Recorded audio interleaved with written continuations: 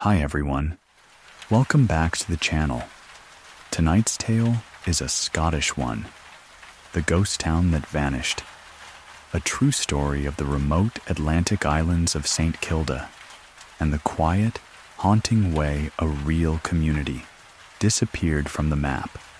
Wherever you are in the world right now, whether it's late at night, early morning, or somewhere in between, I'm really glad you're here.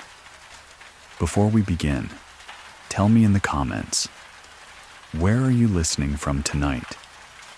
I love seeing how far these stories travel, and I always read through your replies.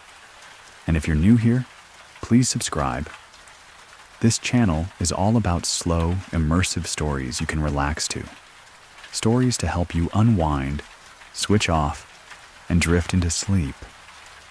Get comfortable, settle in, and let's begin. There are places in Scotland that feel like they were written into the world with a steady hand.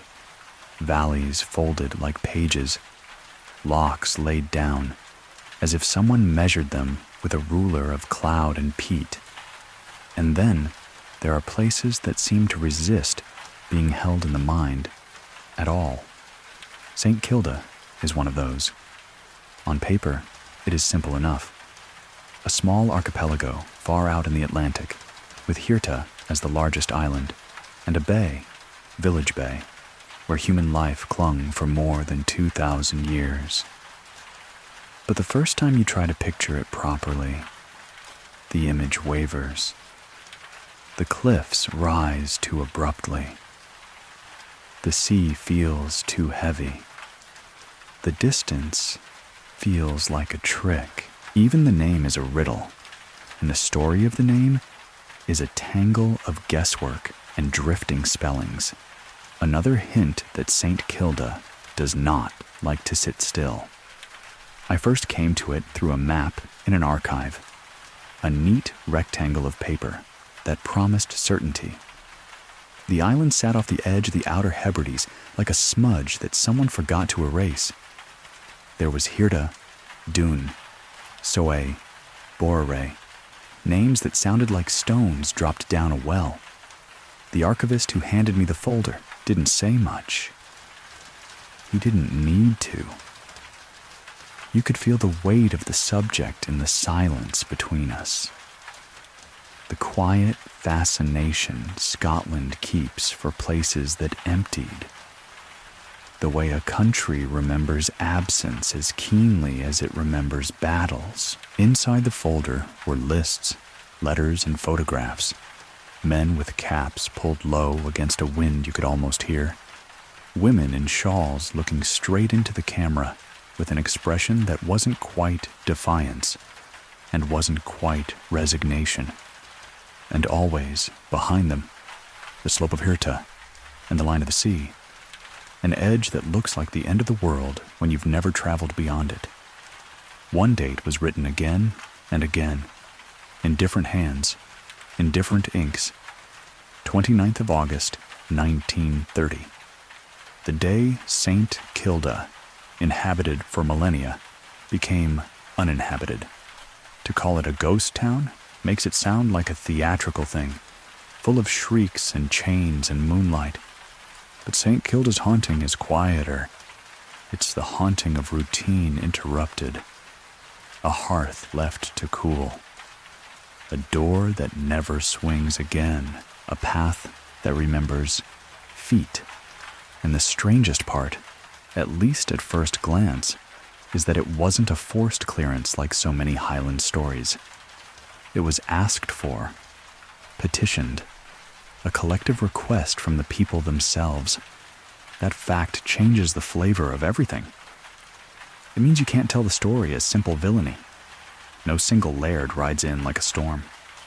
No soldiers drive families out at bayonet point. Instead, you have to tell it as a slow unraveling, thread by thread, until the only honest thing left was to let go. If you stand today at the edge of Village Bay, if the weather allows you to stand there at all, the land still tries to explain itself. Stone cottages line the slope in a long, disciplined row, as if they're waiting for an inspector to come back and mark them fit for life. The walls are thick, built for a climate that does not negotiate. In places, you can see the remains of the cleats, those odd, sturdy stone storehouses the St Kildans used to keep food and gear dry, raised and vented like little fortresses against damp and vermin. They look like a scattering of folded hands across the hillside, and above everything are the cliffs. St Kilda's cliffs are not decorative. They are not scenery. They are the reason the community endured, and also the reason it could never fully join the modern world. The cliffs held birds, huge colonies, puffins, gannets, and more, a living wealth that the islanders harvested with skill that borders on the unbelievable. For generations, seabirds were not a curiosity for visitors. They were food, oil, feathers, barter. The St. Kildans lived in a kind of ongoing conversation with the sky, watching, climbing, catching, preserving, storing. Their culture shaped itself around that relationship, down to practical buildings and specialized language. An entire way of life hinged on wings and weather. And for a long time, isolation made it possible. The world beyond the horizon existed, of course. Raiders, missionaries, traders, passing ships.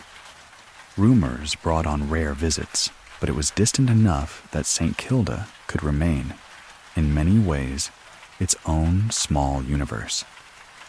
Then, in the 19th century, that distance began to shrink, not physically, but psychologically. Tourism arrived like a new kind of tide. Steamships began appearing with visitors who came to look, to marvel, to collect stories and souvenirs, to stare at a community that had survived at an angle to the rest of Britain. Regular cruise visits are noted in the late 1800s, and the island's contact with the outside world increased. Contact does not only bring goods, it brings expectations. And expectations are heavy.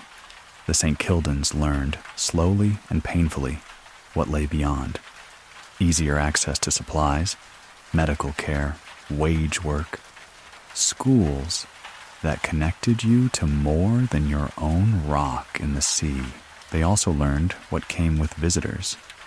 Illnesses, dependency, the subtle humiliation of being turned into an attraction. The disorienting sense that your own life is being measured against someone else's idea of progress. The population, never large, began to thin. People left. People died. A community can survive a hard winter. It has a harder time surviving a steady drain of youth. St. Kilda's numbers dwindled until, by 1930, only 36 remained. 36 is not a town. It's barely a working crew. And in a place like Hirta, work meant everything.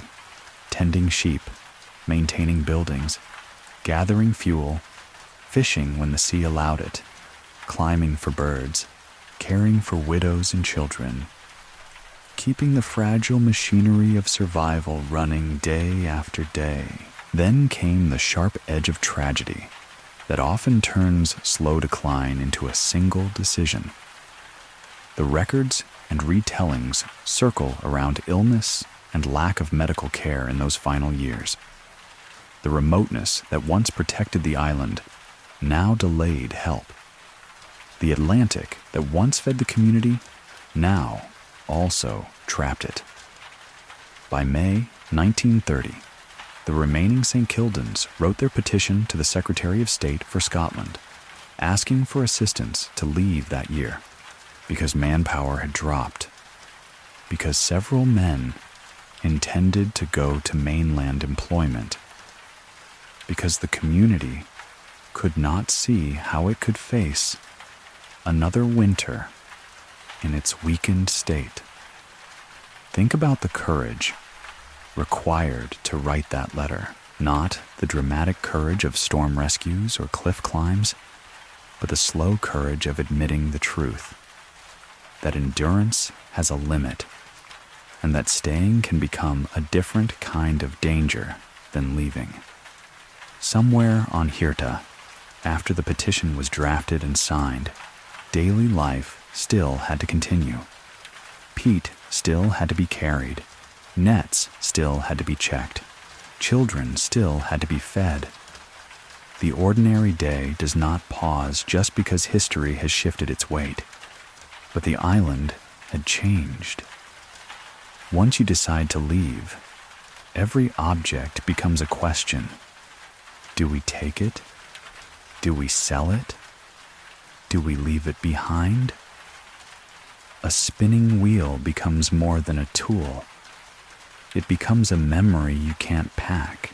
A Bible left open on a table becomes a small, stubborn gesture. Proof that this was a home right up until the moment it stopped being one. And above the village, the cliffs continued their patient work. The birds wheeled and screamed. The wind pressed salt into stone.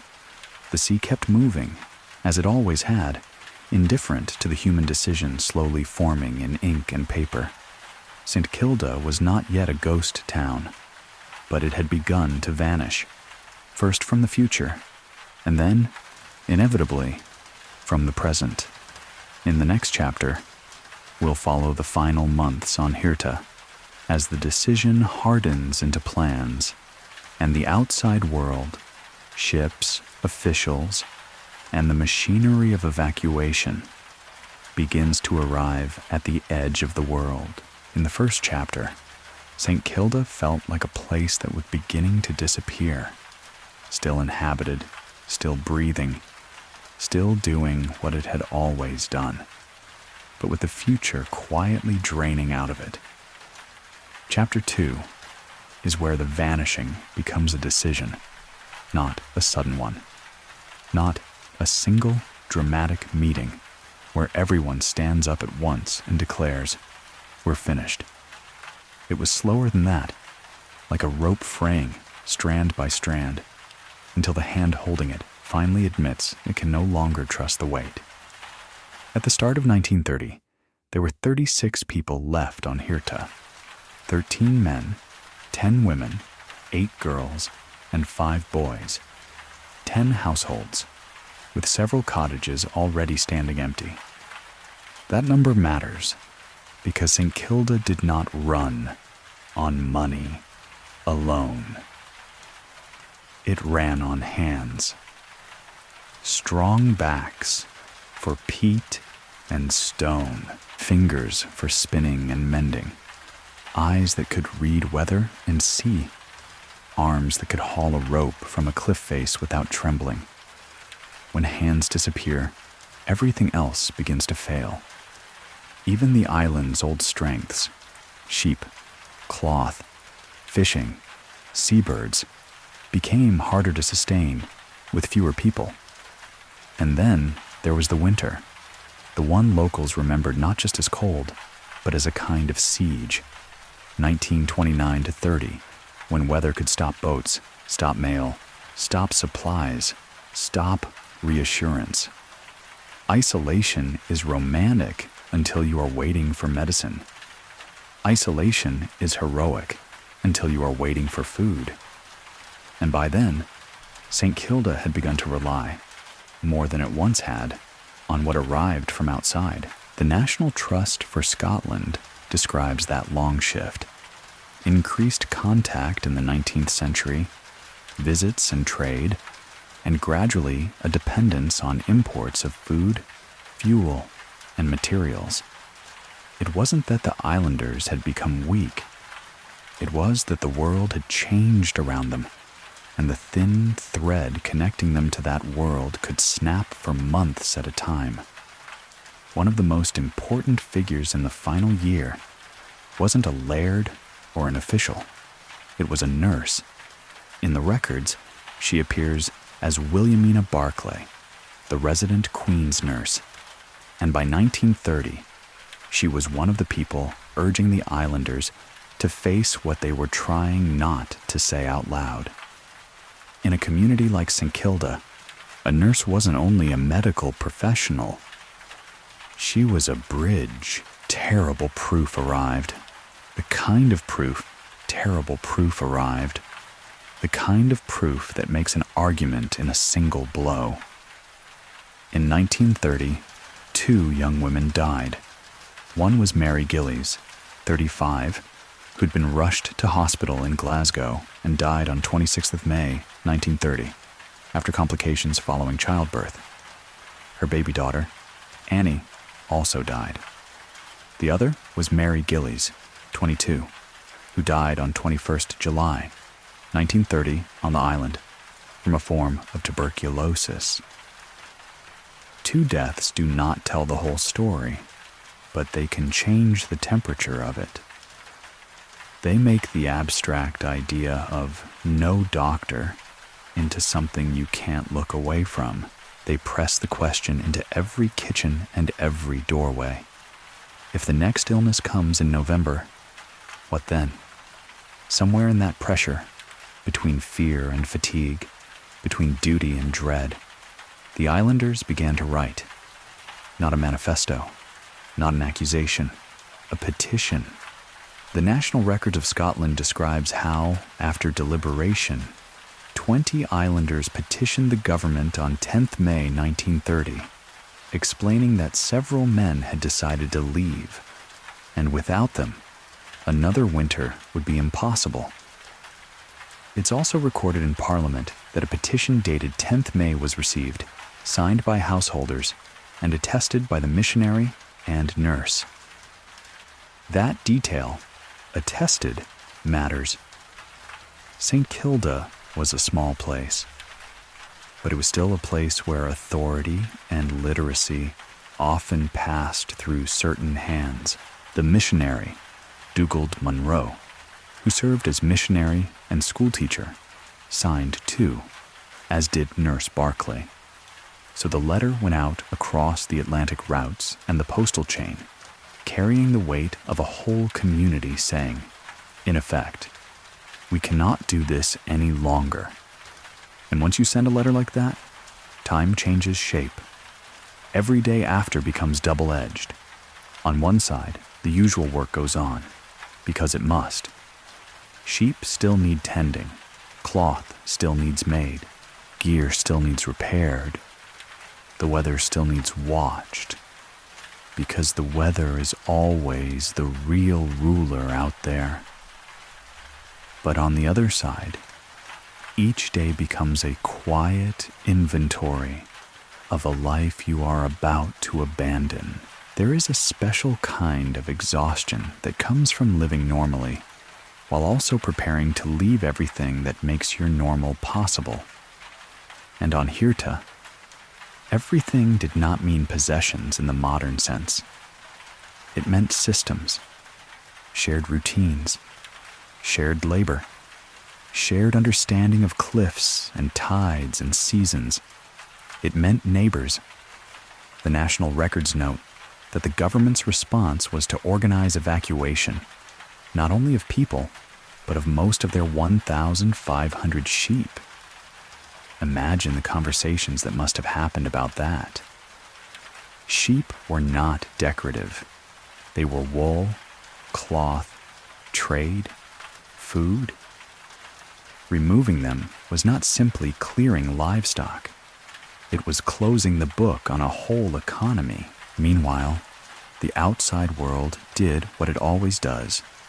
It turned a human decision into administration. In June 1930, the matter is visible in Hansard. Parliament discussing the petition, noting that arrangements were receiving attention, and that there was no scheme to resettle St Kilda with new inhabitants. In the tone of official language, you can hear the distance, a government trying to translate grief and fear into budgets and plans. but plans did form. According to the National Records of Scotland, officials found forestry work for the men, and most were settled at Lochaline near Oban, with other families going to places like Strome Ferry, Rossshire, Culkebach near Inverness, and Culross, Fife. And they tried to respect who wanted to be placed near whom. Even that attempt, keeping neighbors together, keeping family lines from snapping, speaks to a recognition that the evacuation wasn't just relocation.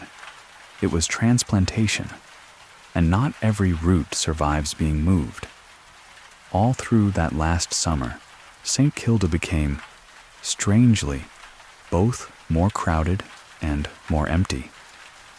More crowded because visitors still came, and because the knowledge of the coming evacuation drew attention. More empty because the future had already left. The National Trust for Scotland notes that the islanders sold items to tourists that summer, practical things and heirlooms, cash useful for the costs of starting over. And then there are the small details that always survive better than the big ones. A spinning wheel leaving an island that once spun in almost every household. A knitted glove bought as a souvenir, still warm from the hands that made it. A cupboard being cleared, not because it must be cleaned, but because the people who own it will never open it again. In some houses, on the day of departure, people left an open Bible on the table and banked the fire with peat, an old gesture that says, a house is not a home without a hearth. Even if you never return, the home is left as if you might. And the sea, always the sea, watched all of it, because the final decision didn't remove the Atlantic. It didn't soften the cliffs. It didn't make the gulls quieter. It simply set a date against forces that did not care about dates. August 29th, 1930. The ship was chosen. The departure was scheduled. The paperwork was moving in Edinburgh, and the lists of names and destinations were being typed up somewhere far from the wind of Village Bay. And on Hirta, the people who had petitioned to leave still had to wake each morning and look at the same slope, the same cleats, the same line of cottages, and feel the coming moment creeping closer. Not like a storm, but like a tide that never stops rising. In Chapter 3, we'll follow the evacuation day itself. The early morning, the possessions carried down, the doors locked, the last looks back, and the moment the island finally becomes what people now call a ghost town. The final morning on St Kilda did not begin with thunder or prophecy. It began the way most mornings on Hirta began, with the wind already awake. Even in late August, the air out there could feel like early winter if the Atlantic decided to speak plainly. Salt rode on every breath. The grass on the slope above Village Bay lay flattened in places, as if the island had been pressed down by a giant palm during the night, and the sea, restless, metallic, never still, kept moving in long, powerful sentences against the rocks. On August 29th, 1930, there were 36 islanders left to pack up the last lived-in village in the St Kilda archipelago. 36 sounds tidy on paper. But a community is never tidy in reality. A community is threads. Who looks after whom? Who shares tools? Who carries news from house to house? Who sits with the sick? Who sings low in the evenings? Who knows the safe path when the grass is slick and the cliff edge is only one misstep away? That morning, those threads were being cut. Not violently, not by soldiers, but by a decision the islanders themselves had asked for. because the old life had become too thin to hold another winter. The ship waiting for them was HMS Harebell. Even the name feels sharp, like something botanical and delicate made to carry something heavy. A small Royal Navy vessel, positioned in the bay like a clean gray punctuation mark at the end of the island's long sentence. It had come not to rescue people from a sudden disaster, but to lift them gently out of a slow one. There is a particular sadness to that kind of leaving, because there is time to look around, time to notice that the stone cottages, those thick-walled homes built to resist centuries of wind, were still standing perfectly ready to be lived in, as if they couldn't understand why the humans were the ones giving up. Time to notice that some houses had already been empty for years, windows dark, doors closed, the hillside beginning to reclaim the feeling of a lived-in place.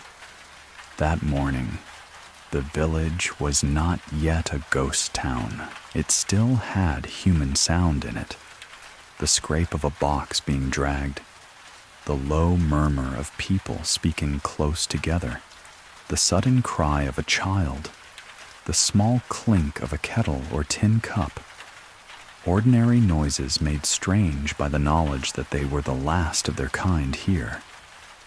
The National Trust for Scotland tells one detail that returns in almost every retelling, because it feels like a folk ritual, a final blessing and a final denial at once. In some homes, an open Bible was left on the table, and the fire was banked up with peat, as if the family might come back that night, as if the hearth should not be allowed to go cold in a house that had been a home. It's hard not to picture it. A cottage interior dim against the day outside. A Bible lying open where someone last touched it. The peat in the hearth, arranged carefully to smolder slowly, leaving warmth behind like a lingering handprint. It is not the action of people who feel theatrical. It is the action of people who do not know how to end a life that has always been continuous. Because on St Kilda, ending was not a familiar thing. Storms came and went. Illness came and went. Harvest seasons rose and fell. Even grief moved through the community like weather, felt by all, shared by all, and then, eventually, folded into the next day's work. But this was different. This was not weather. This was a door being closed on purpose. Outside, down towards the landing place, the practical mechanics of departure pulled everyone into motion. St Kilda could be romanticized by visitors, written about as a lost utopia or a world apart. But leaving it was not romantic. Leaving it meant choosing what could be carried. Some items had already been sold in the months before, especially to summer visitors. Spinning wheels and household belongings turned into cash for the hard beginning on the mainland. So what remained were the essentials, the irreplaceables, the things that made sense to bring when you didn't know what your next home would feel like. Clothes, bedding, small tools, keepsakes that could fit in a hand, perhaps a book, perhaps a photograph, perhaps a worn object whose value was not in its material, but in the years it had shared with you. And then there were the things that could not be packed at all. The hillside scattered with stone storehouses, the paths worn into the slope by generations of feet, the knowledge of which cliff ledges were safe and which were lies, the habit of reading the sky as if it were a calendar. Those things do not travel. They stay with the land. The islanders walked down as a group, families and neighbors together, moving towards the pier and the waiting transfer to the ship. In later descriptions, they are pictured clustered at the stern of HMS Harebell, huddled close, because on the sea you huddle whether you are cold or simply because you need to feel the presence of others. Imagine turning back. Imagine taking the last look at the line of cottages on the slope and knowing you will never see smoke rise from their chimneys again. Not yours, not anyone's. There is a kind of grief that is loud, full of sudden collapse. But there is another kind that goes quiet because the mind can't afford noise. It becomes practical. It counts steps. It adjusts a shawl. It checks a child's hand. It looks forward because looking back would break something. The ship's departure itself is described in simple, devastating language. The homes locked, the vessel steaming away eastward, the last community of St Kilda leaving the bay behind. And the journey was not brief. One account notes a 17-hour voyage to the mainland.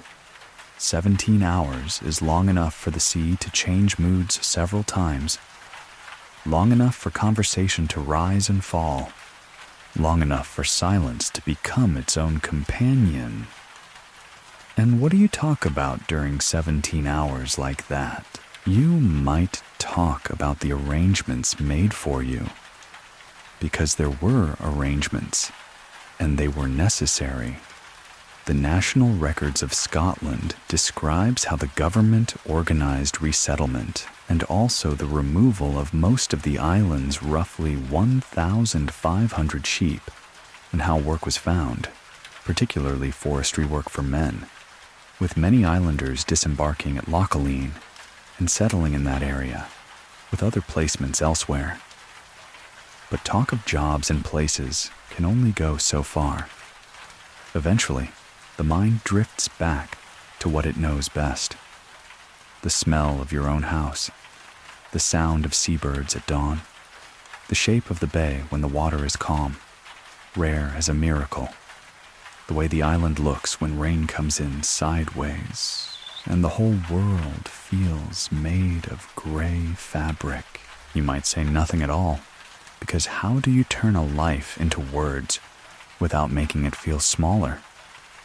Meanwhile, behind them, Hirta began its transformation, the moment the ship slipped away. Not instantly, not in a dramatic, cinematic way. The village would still look like a village from a distance. Stone walls do not crumble in a day. Roof lines do not vanish overnight. The hillside does not forget its human geometry quickly. But something essential had left. The human rhythm. No footsteps between cottages. No voices traveling uphill. No doors opening and closing. No smoke. No laundry flapping against the wind. No one walking the familiar paths for the 100th time. Then, the 1,000th. From that day onward, the sounds that dominated Village Bay were older sounds.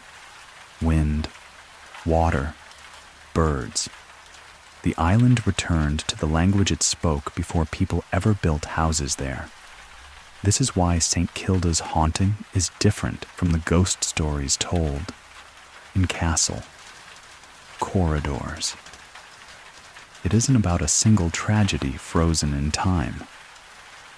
It's about the slow, careful end of ordinary life, and how ordinary life, once gone, is the most difficult thing to replace. In Chapter 4, we'll follow what happened after the evacuation, the shock of the mainland, the resettlement, the ways the St. Kildans tried to carry their island identity into a world that moved faster, and how the ghost town began to gather its other inhabitants, caretakers, soldiers, scientists, and visitors who came to stand in the quiet and listen for what's missing. The first thing the St Kildans noticed, after the long pull of sea and spray, after the heave of a vessel that never truly stops moving, is that the mainland smelled different. Not better, not worse, just unfamiliar. On Hirta, the air was a constant mixture of salt, peat smoke, wet stone, and bird life. An honest elemental smell that told you what the world was made of. But when HMS Harebell carried the 36 islanders eastward, and they finally stepped onto the mainland, the air carried other things. Wood smoke from many chimneys at once, the warm animal scent of crowded byres, coal and tar and road dust, and, most strangely, too many human lives happening side by side without knowing each other. They had asked to leave. They had written the petition. They had chosen life over the risk of another winter, that their shrinking community could not survive. And still, choice doesn't prevent grief. Choice only changes the shape of it. The journey from St Kilda to the mainland has been described as roughly a 17-hour voyage, a span long enough for hope to rise and collapse several times without anyone noticing. A child can get used to the idea of a new place in 17 hours. An old person can run out of words in the same amount of time and simply hold the memory of the island as tightly as they can, as if remembering is a form of keeping. When they arrived, many disembarked at Lochaline on the Morvern Peninsula, chosen deliberately because it was a Gaelic-speaking area, a place where language might soften the blow of change. On paper, it was considerate. On the ground, it was still a tearing away, because what they had left wasn't only a location, it was a rhythm. On Hirta, your day was built around weather and necessity. You worked because the island demanded it. You climbed because the birds fed you. You stored because damp would steal everything if you let it. And your community was so small that society wasn't an abstract word. It was the people whose faces you had known since childhood. The people who could read your mood by the way you walked uphill. On the mainland, there were schedules that had nothing to do with storms. There were roads that led away from the sea instead of back to it. There were strangers everywhere. And that can be more frightening than any cliff. The government had arranged work, particularly forestry work for men, with many St Kildans employed by what is described in later accounts as the Forestry Commission. It was honest labor. It made sense in the way that work must always make sense when a community has been built on survival. But it also meant something profound. Instead of working with their landscape, the St Kildans were now working inside someone else's system. The forest doesn't behave like seabirds. Trees don't move like weather. A hillside covered in timber is not the same as a cliff full of life. And the St Kildans were not arriving into a world that was gently modern. They were arriving into a Britain moving quickly, electricity spreading, radio voices entering houses, schools shaping children into citizens of a wider kingdom, and medical care that could save lives that would have been lost on Hirta. The very things the island had lacked were now everywhere, and the contrast could feel like relief and humiliation in the same breath. Some of the older islanders struggled. This is one of the unspoken truths of relocation.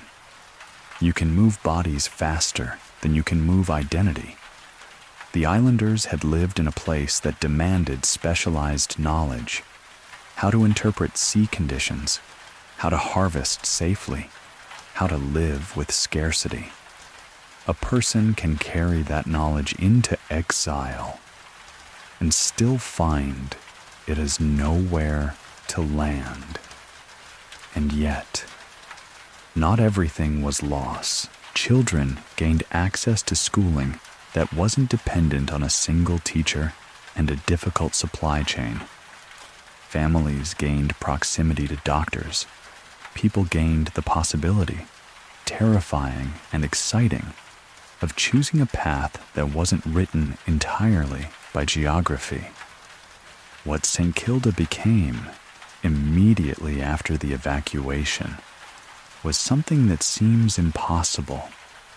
A place still visited, still remembered, still spoken of as home by people who no longer lived there. The National Trust for Scotland's St Kilda Archives note that after the evacuation, people continued to visit, and, quietly astonishing, some of the former islanders went back to stay in their old homes during the summer, while annual boat trips continued aboard vessels that had long served the islands, such as the SS Hebrides and the Dunara Castle.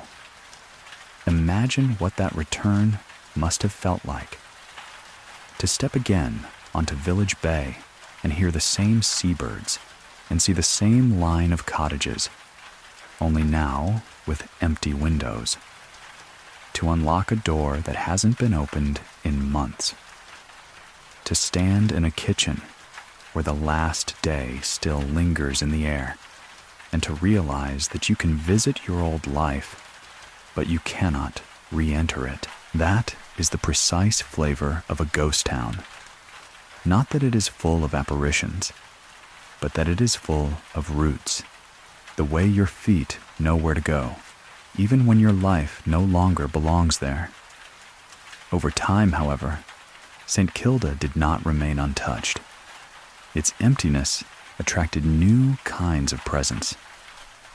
One of the most significant changes came decades later, when geopolitics and technology reached even this edge of the Atlantic. According to a widely cited account, in 1955, a decision was made to incorporate St Kilda into a missile tracking range based in Benbecula, and by 1957, St Kilda became permanently inhabited again, though not by island families, but by military personnel operating a radar station.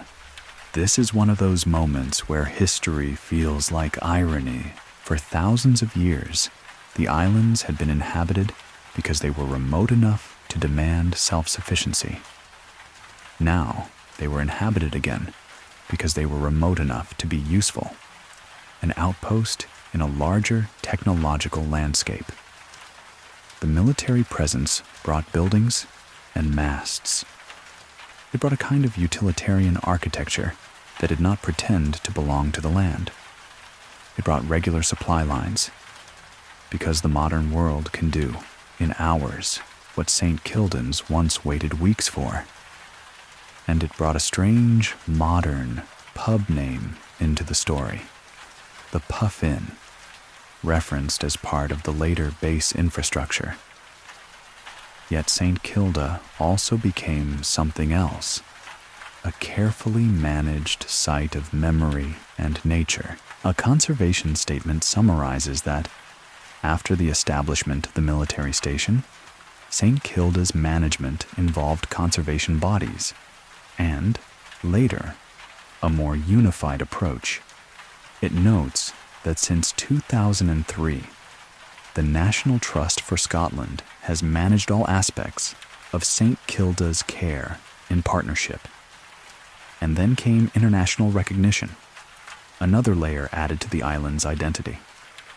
St. Kilda was inscribed by UNESCO as a World Heritage Site in 1986 for its natural heritage, then extended in 2004 to include the surrounding marine environment, and in 2005 to recognize its cultural landscape significance.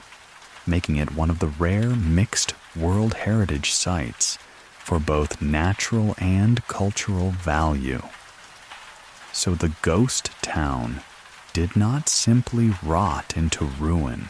It became preserved, carefully, formally, its emptiness protected as something valuable, and that can be its own kind of haunting, because preservation freezes a place at the moment, just after life has gone out of it. The cottages remain aligned like teeth in a jaw.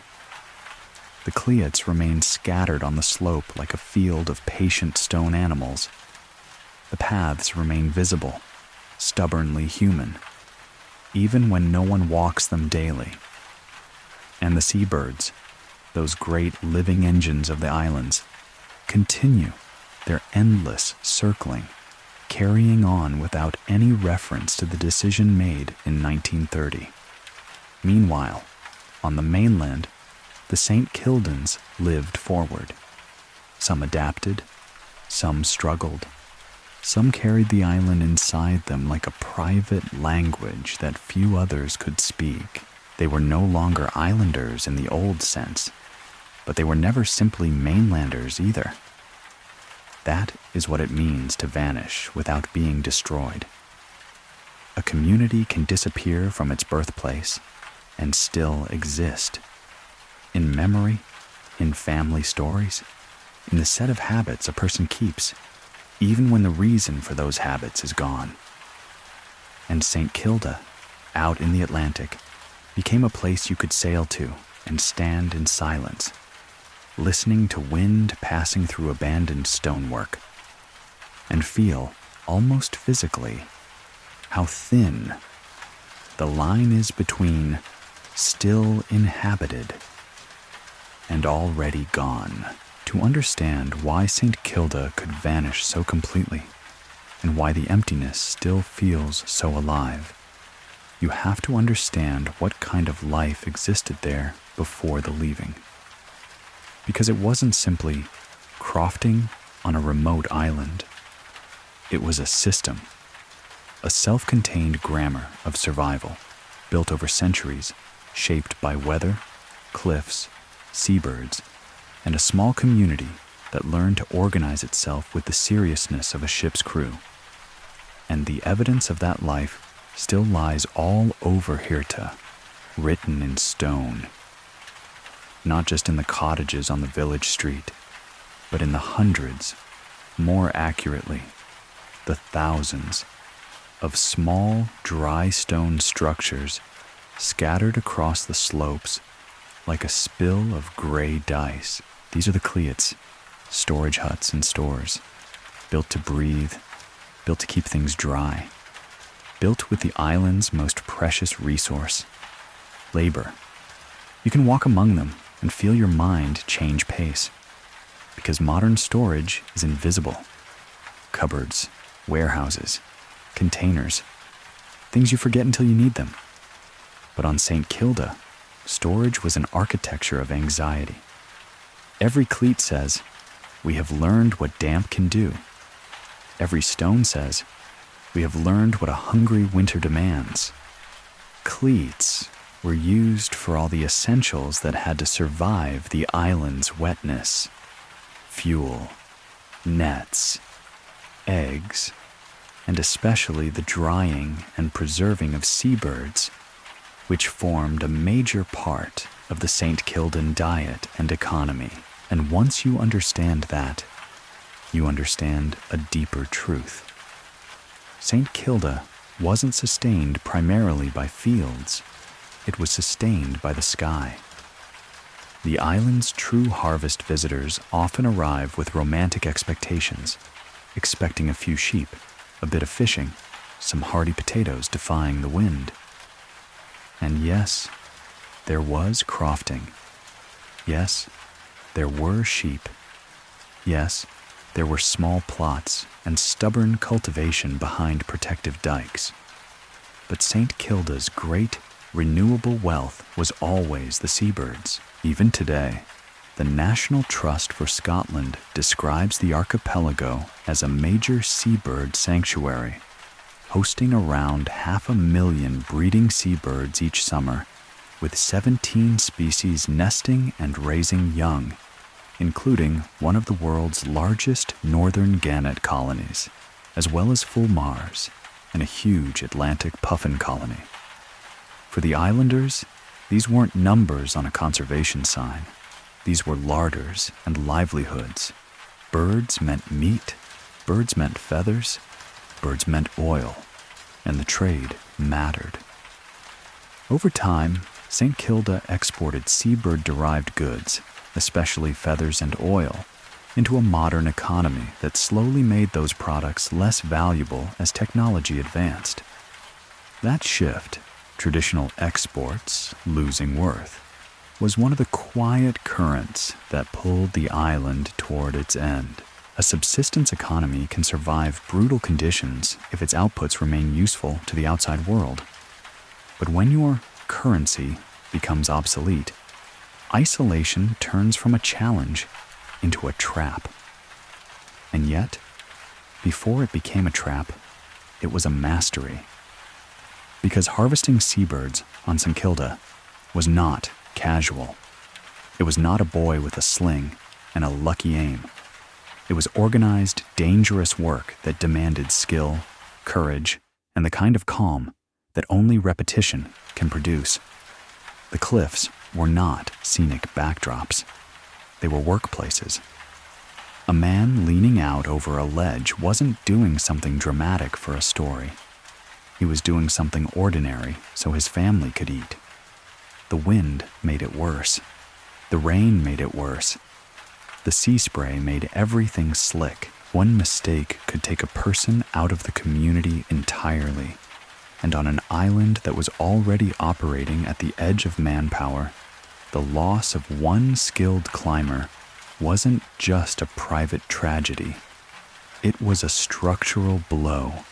And this is where St Kilda's communal organization becomes crucial. Parliament in the open air. St Kilda had what many accounts call a daily parliament. Not a parliament in the modern political sense. Not speeches and votes and ideology. It was practical. An informal weekday morning meeting where the men gathered and decided the day's work, priorities, and distribution of tasks. Think of it as the island's daily calibration. Because on Hirta, you couldn't afford chaos. You couldn't afford duplicated effort. You couldn't afford one household hoarding rope while another household risked a cliff climb with frayed gear. So you met. You assessed. You assigned. In many crofting communities, you'd find grazing committees and communal arrangements. But on St Kilda, it takes on a sharper intensity because the margin between we're fine and we're in trouble was so narrow, and the consequences of trouble were so severe. This parliament wasn't only about labor. It was about social stability. It was about making sure no one drifted too far away from the shared rhythm. Because drifting apart on a small island is dangerous. And that rhythm shaped every part of the settlement itself. A village built for weather and watchfulness. The St Kilda village that most people picture, the neat row of cottages facing the bay, was not the island's only architectural phase. It's a later expression of an older way of living. The National Trust for Scotland explains that the village, as we see it today, was laid out by the Reverend Neil Mackenzie in the 1830s, with a crescent of houses, cultivation plots, and a head dike. The 1830s houses were typical Hebridean black houses, single-roomed, and, in winter, cattle could be accommodated inside. Then came another shift. In the 1860s, new houses were built. A more standard Hebridean design with an entrance lobby, a small closet behind, and two main rooms. That change tells you a lot. It suggests outside influence increasing. It suggests new ideas of hygiene and domestic separation. Humans here, animals there. It suggests an attempt to modernize the village by mainland standards. But St Kilda modernized unevenly because geography dictates the terms. You can build a better house, but you still can't summon a doctor in a storm. You can have a more proper layout, but you still must dry food against damp that wants to colonize every fabric and wooden beam. Which brings us back to the cleats. The cleats, Scotland's quietest masterpiece of survival. If the village street is the face of St Kilda, the cleats are its bloodstream. A cleat is essentially a dry stone storage building, unique enough to St Kilda that Scotland's own monument, Thesaurus, defines the term specifically for the archipelago. They were designed for ventilation and dryness. Two things that sound simple until you live in a place where rain arrives sideways and refuses to leave. They held peat and fuel. They held nets. They held eggs. They held bird carcasses drying for preservation. Imagine a late summer day on Herta. The seabird harvest has come in. The community knows exactly how much can be eaten fresh, how much must be preserved. Hands work quickly, because time is always the enemy. Spoilage, damp, rot.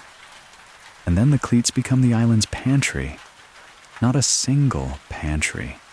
Hundreds of them. Distributed across the slope so that a storm's damage doesn't wipe out everything.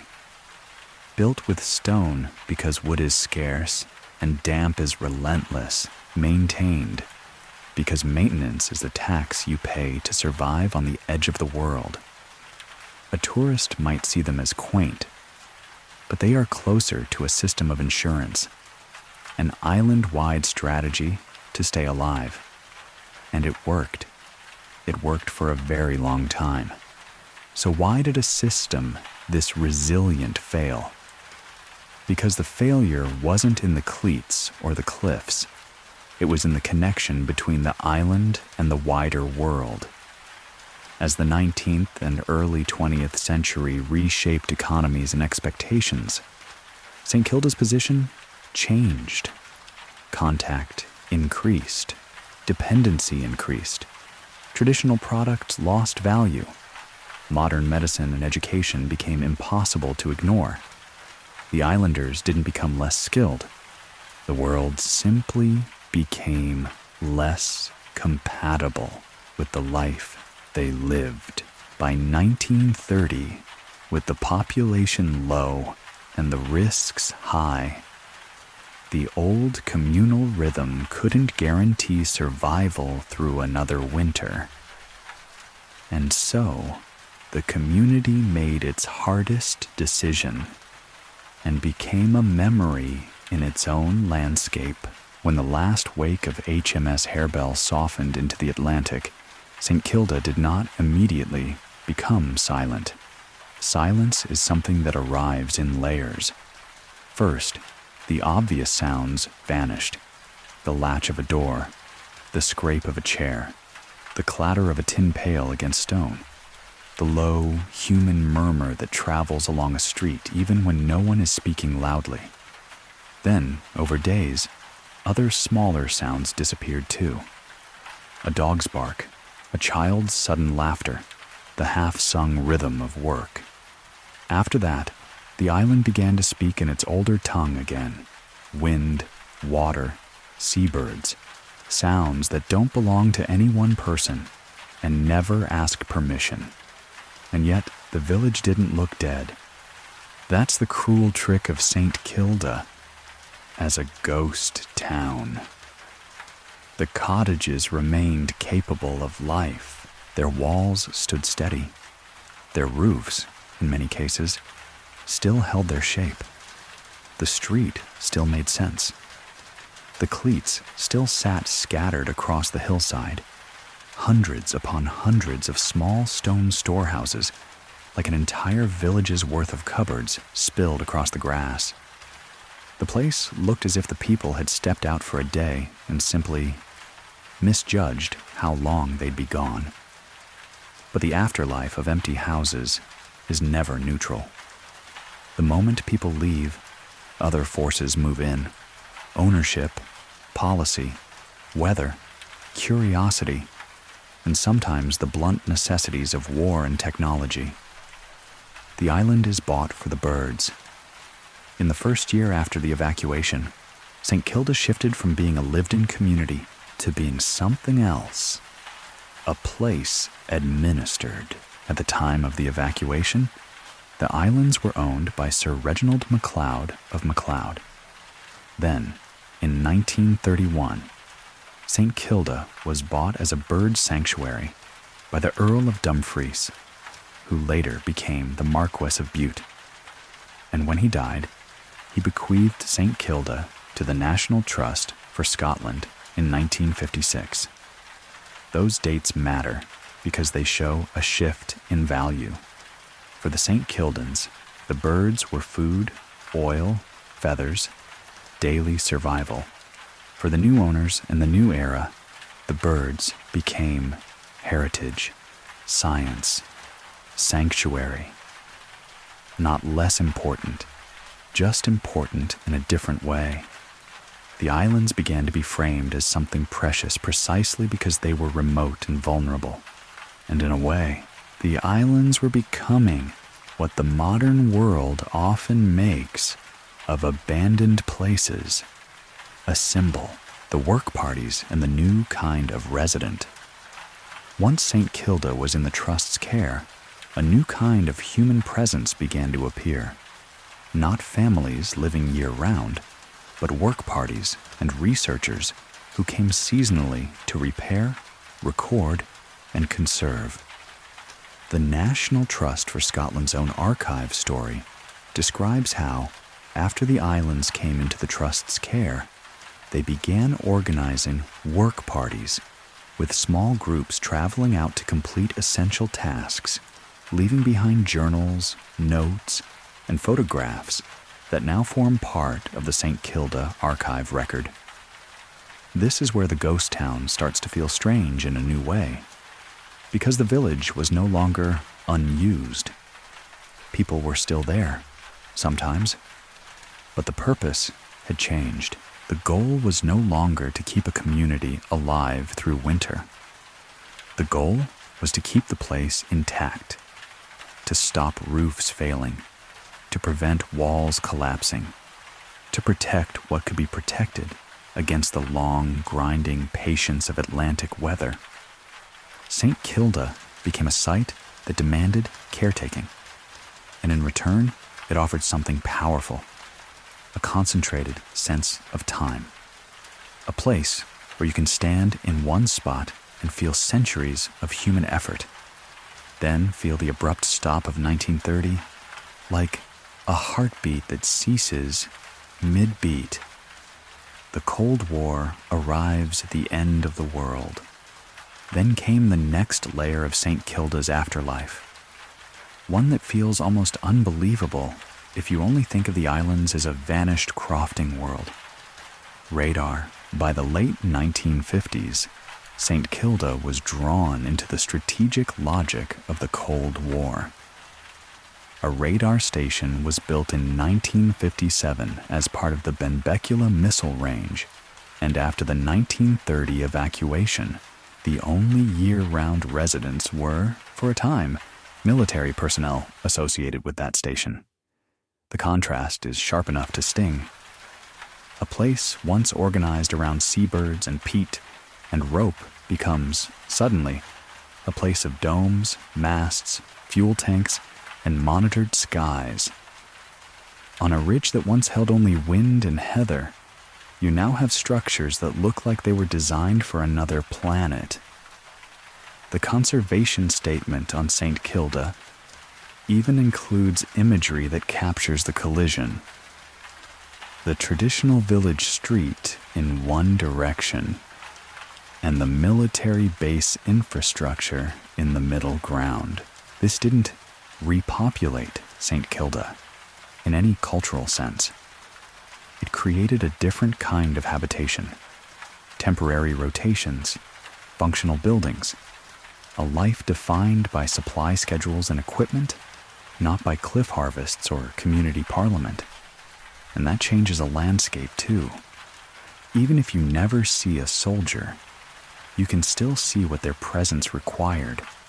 Roads, installations, storage, hard edges where the island used to be mostly soft slopes and stonework. The ghost town, in other words, gained a second life, not as a village, but as an outpost. The paradox of preservation. Here is the paradox. The more St Kilda is preserved, the more strongly it can feel like it is vanishing. Because preservation often means removing the messy signs of ongoing life. No improvised repairs with whatever material is at hand. No new sheds added because a family needs space. No random clutter of a lived-in street.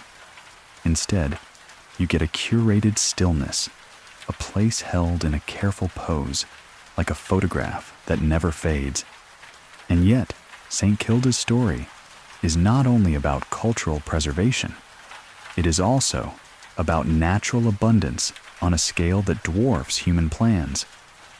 UNESCO's listing describes St Kilda as a volcanic archipelago with some of the highest cliffs in Europe and vast seabird colonies. And it explicitly notes that the islands, uninhabited since 1930, bear evidence of more than 2,000 years of human occupation. So, the island carries two truths at once. Human life here was astonishingly durable. Human life here was also ultimately temporary. The World Heritage Seal and the expanding story. In 1986, St Kilda became Scotland's first World Heritage Site. But the story didn't stop at that inscription. The site's meaning expanded, first as a natural World Heritage inscription, then extended to include the surrounding marine environment, and later recognized for its cultural landscape significance, making it a rare, mixed site valued for both nature and culture. This matters because it changes how people approach the islands. St Kilda becomes not just a tragic historical footnote, but a place with global significance, where the survival system of a tiny community is recognized alongside a seabird world so immense it feels like it belongs to the planet's deep time. And with that recognition comes management, multiple partners and responsibilities. Historic Environment Scotland notes that the National Trust for Scotland manages the World Heritage Site in partnership with organizations including NatureScot, Historic Environment Scotland, the Western Isles Council, and the Ministry of Defence and its agents. So the ghost town is not abandoned in the simple sense.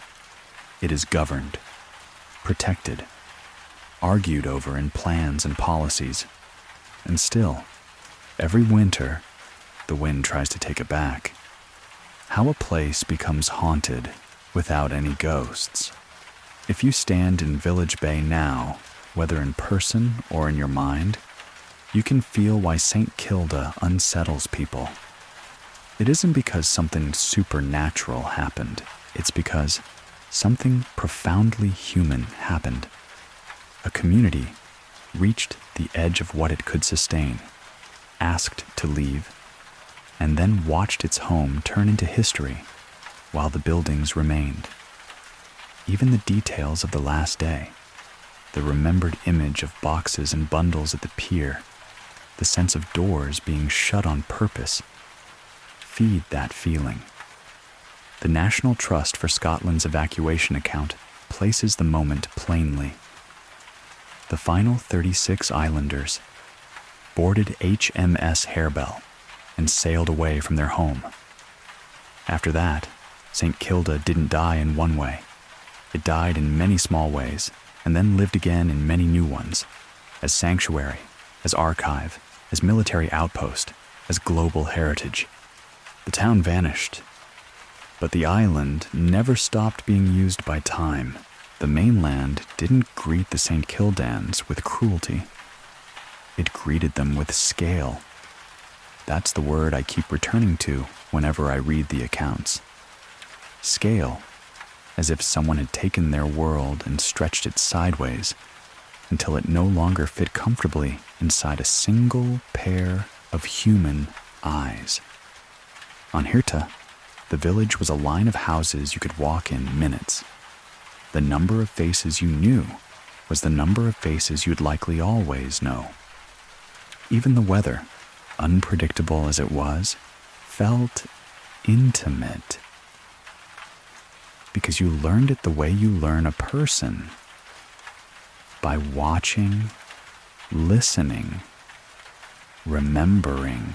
Then, the 36 evacuees stepped into a Scotland where there were roads that kept going, and towns where you could walk for half an hour and still see new doors, new gardens, new strangers, all living lives that would never touch yours unless you forced them to.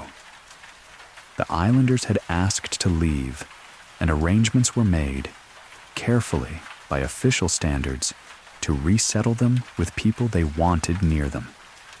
But no arrangement, however well meant, can replicate what St Kilda had been. Not just a place, but a tight weave of mutual dependence. Most of the evacuees were landed at Lochaline in Morvern, chosen in part because it was Gaelic-speaking, a place where language might act as a soft landing. In the years since, that detail can sound like a kindness, and it was, but it was also an admission of how fragile identity becomes when it's uprooted. If you lose your landscape and your daily work and your community rhythm, the last thing you can afford to lose is a sound of your own speech. Many of the men were put into forestry work, which had a practical logic. Steady employment, clear tasks, wages you could count on. But you can hear the strangeness of it in the very idea. St Kilda was a world of rock, grass, and cliff. Trees were not part of the islanders' original vocabulary of survival. In one life, your hands learn rope and seabird and stone. In the next, those same hands are expected to learn timber and saw and plantation rows. It's not impossible. Human beings adapt more than we like to admit, but adaptation is tiring in a way that hard work alone is not. And then there were the older people. They carried St Kilda differently.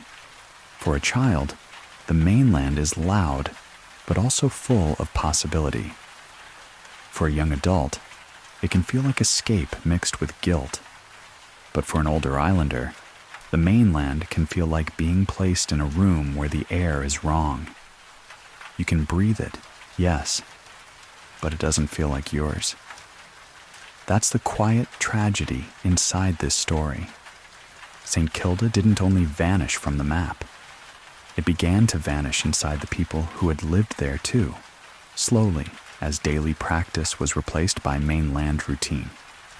Skills that had once been vital became stories you told after supper. Knowledge that had once been shared automatically because everyone needed it became something you had to explain.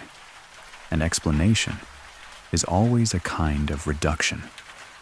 Yet the islanders didn't simply become mainlanders. They carried their St Kildan identity like a second weather system.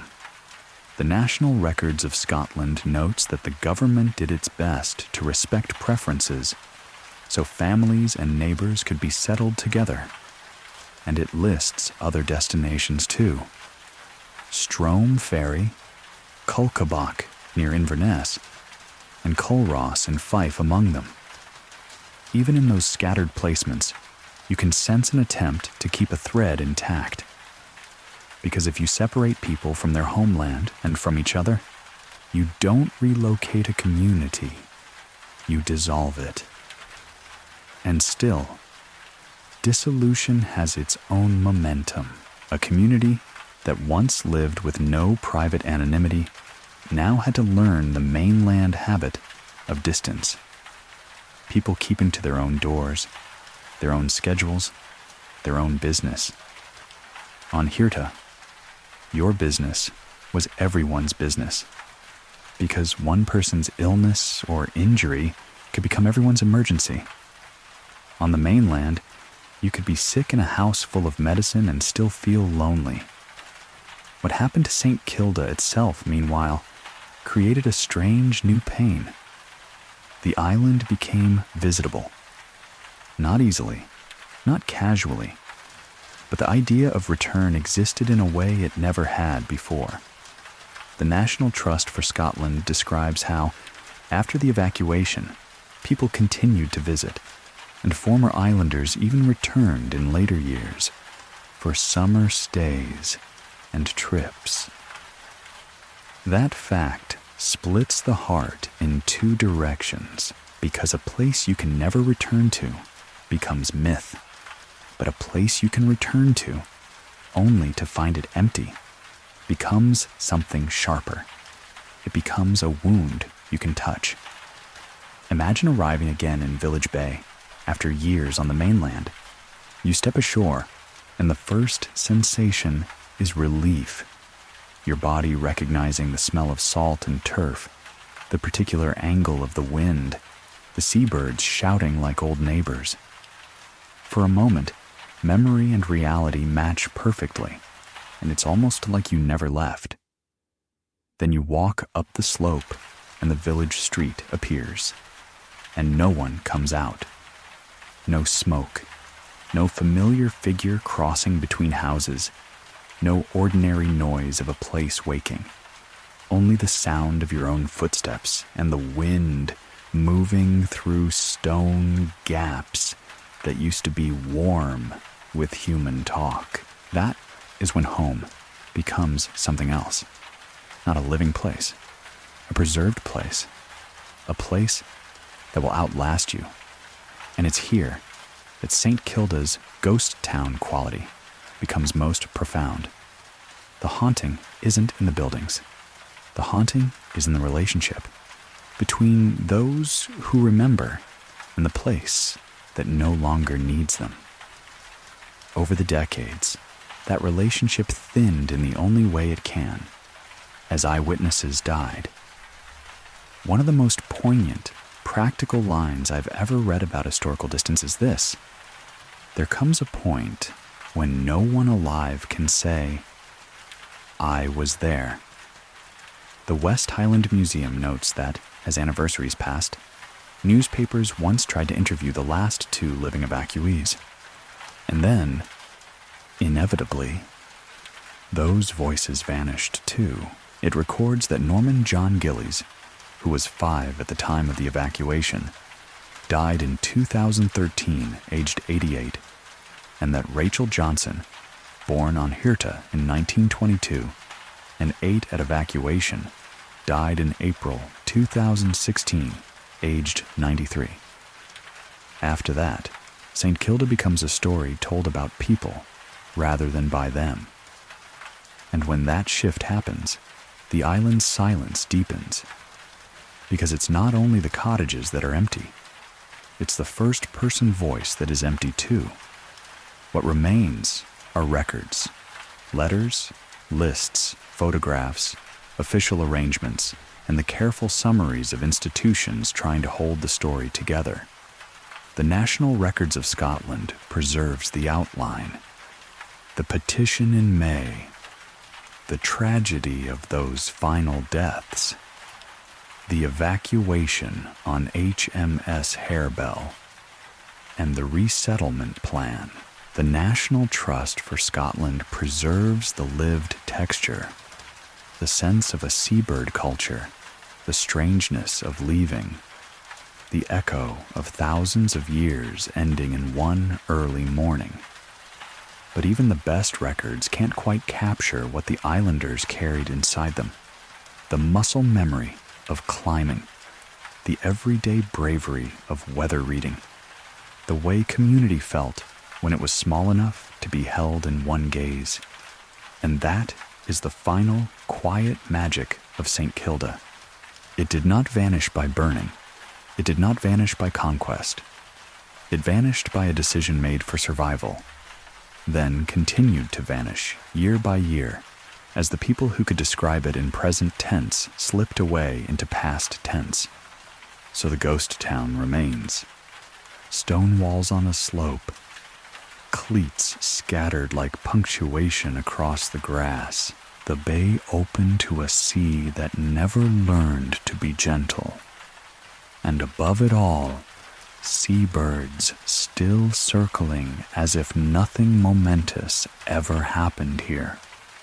Because for them, perhaps, it didn't. After 1930, St Kilda became the kind of place that attracts a particular sort of visitor, not the casual tourist who wants a souvenir and a postcard view, though those would come too whenever sea and schedule allowed. St Kilda began drawing the people who are moved by emptiness, the ones who step into an abandoned room and feel not fear, but responsibility, the ones who hear a place has fallen silent and think, then someone must listen carefully. And so, year by year, the island gained a new population, not a community in the old sense, but a succession of temporary presences, work parties, scientists, caretakers, servicemen, conservation teams, people who arrived with notebooks instead of crofting tools, with cameras instead of creels, with repair lists instead of winter stores. St Kilda had become a ghost town, yes, but it was also becoming an archive you could walk through. Work parties and the practical love of repair. When the National Trust for Scotland began caring for St Kilda, they faced a truth that feels obvious only after you say it aloud. A stone village on the edge of the Atlantic does not stay standing out of politeness. It stays standing because someone keeps it standing. The Trust's own account describes how, shortly after St Kilda came into their care, they began organizing work parties. Small groups traveling out to undertake required tasks. Over the years, participants deposited their journals, notes, and photos into the St Kilda archive. If you picture a work party as cheerful volunteers in bright jackets, you're not wrong. But you're also missing the deeper point. These trips weren't just about maintenance. They were acts of stewardship in a place where the weather is always in charge. A roof that slips on Herta doesn't just mean a leak. It means a wall saturates and stone begins to loosen, and a whole building can fail in a season. A blocked drain isn't a small problem. It's damp, rot, collapse. St Kilda is relentless that way. It doesn't punish you quickly. It simply never stops applying pressure. So the work parties arrived like a heartbeat, intermittent, but essential. They came to patch, stabilize, document, and prevent small failures from becoming irreversible ones. And the journals they left behind matter almost as much as the repairs. Because journals restore what the village cannot, the sense of days passing with humans present. Even if those humans are only there for weeks at a time, the act of noting the wind, the work, the mood of the bay, this becomes a kind of substitute life, a second layer of habitation written in ink. A ghost town is usually defined by absence. St Kilda, strangely, began to be defined by the kinds of presence it could still support. The conservation paradox.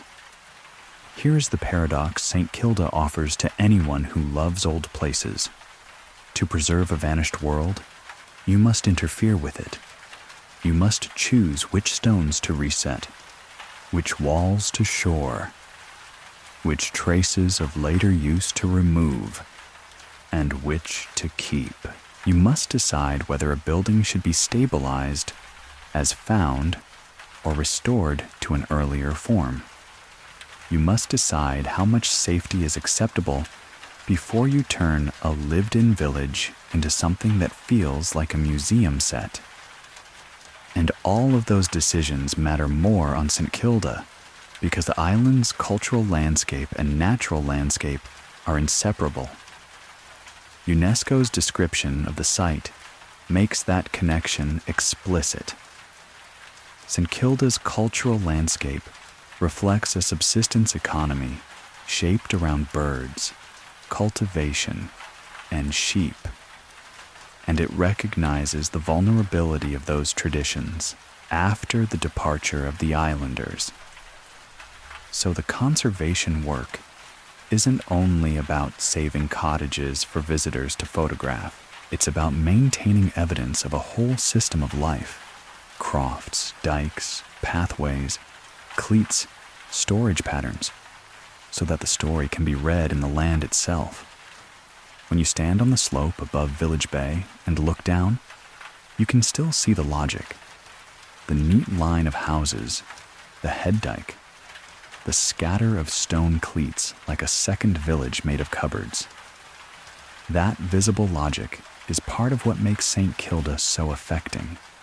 The place still explains itself, even without the people who once lived the explanation. When the Cold War finds you anyway.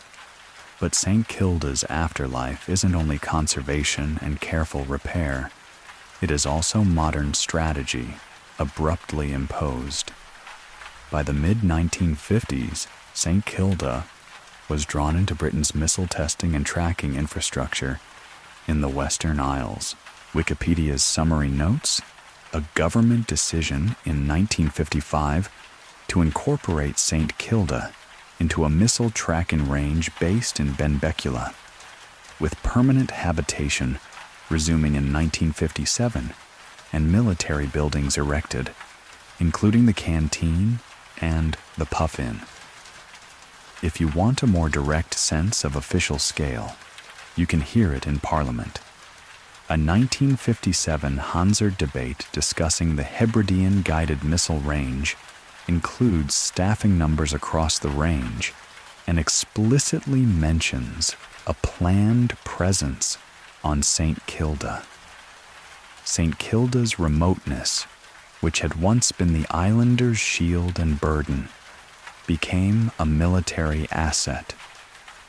And the result is visible even now. Look up from the village and you can make out the shape of modern installations on higher ground. Masts, domes, structures that read as alien against the island's older stonework. Geograph photographs and descriptions show radar tracking stations on Hirta, on Mullach Moor and Mullach Scar, serving the South Uist rocket range by tracking and recording test flights.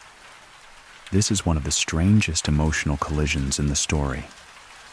A place once organized around gannet wings and peat smoke becomes, in another era, organized around radar sweeps and distant test firings. It doesn't replace the ghost town. It sits beside it, like a second narrative layered onto the first.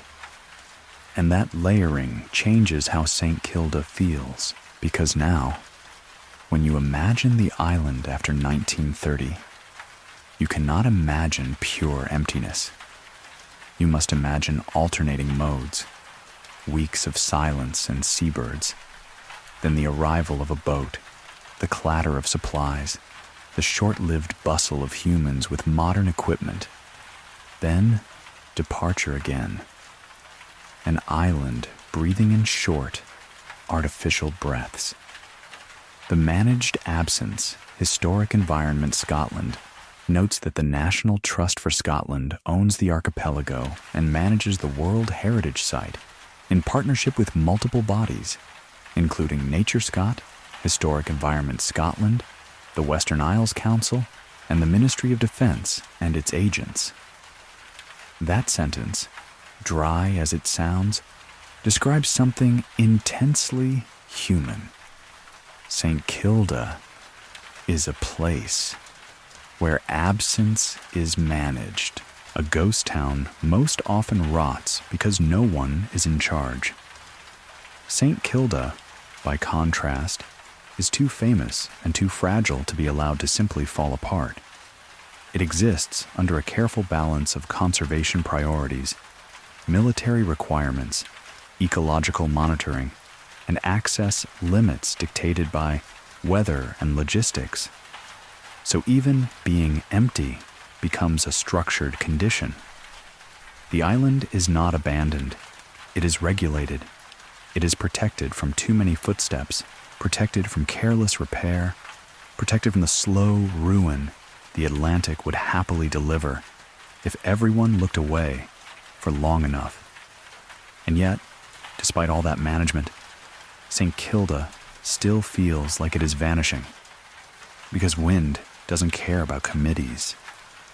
Salt doesn't care about designations. Rain doesn't care about funding cycles. Every winter, water tries to get into the bones of the village. Every gale tries to lift what's loose. The island is constantly attempting to return to its older state, the one it held before humans built a line of houses in Village Bay. The sea keeps the last word. And this is where St. Kilda becomes again, not a story about buildings, but a story about time. The islanders left in 1930. The work parties came after. The military came after. The conservation plans came after. All of that is human time, years, decades, policies, budgets. But St. Kilda also lives in seabird time. A gannet colony does not think in decades. It thinks in seasons. Return, nest, raise young, leave, return again. And out at St. Kilda's stacks, the scale of that life is immense. So immense that the human village can start to feel like a brief pencil mark on the edge of a much older page. You can see that truth in the way people photograph the place. The cottages and cleats, low and quiet, the land rising into cliff, and then the open sea. And beyond that, the stacks where birds gather in numbers that make human loneliness look small. In the end, St. Kilda's after people are not only the volunteers, the scientists, the personnel, the caretakers. They are also the birds, reclaiming their loud dominion over the cliffs. They are the wind, polishing stone. They are the rain, working patiently at mortar and roofline. They are the sea, always moving, always waiting, as if it knows that every human story here, no matter how extraordinary, must eventually soften into silence. If you want to feel how St. Kilda became a ghost town, you don't start with the cliffs. You start with the village street. Not because the street is the most dramatic part of the island, but because it is the most human. It is the place where daily life once happened so repeatedly that it became invisible to the people living it. And when that repetition stops, the absence becomes almost physical, like stepping into a room where a clock has been removed and your ears keep waiting for the tick. Picture Village Bay, on a day when the sea is calm enough to allow a landing, rare enough that even the calm feels like a decision made by something bigger than you. The water sits in the curve of the bay, dark and glassy in places, and the land rises behind it in a long green slope. Above that, the island tightens into rock and height and wind, as if the earth is gradually remembering what it is supposed to be out here. The first thing you notice is order. The cottages stand in a line, facing the bay, as if the village formed itself into a single, unified body, shoulders squared against weather. There's a discipline to it, a refusal to scatter. In a mainland village, you can drift, build a little here, add a shed there, let life sprawl.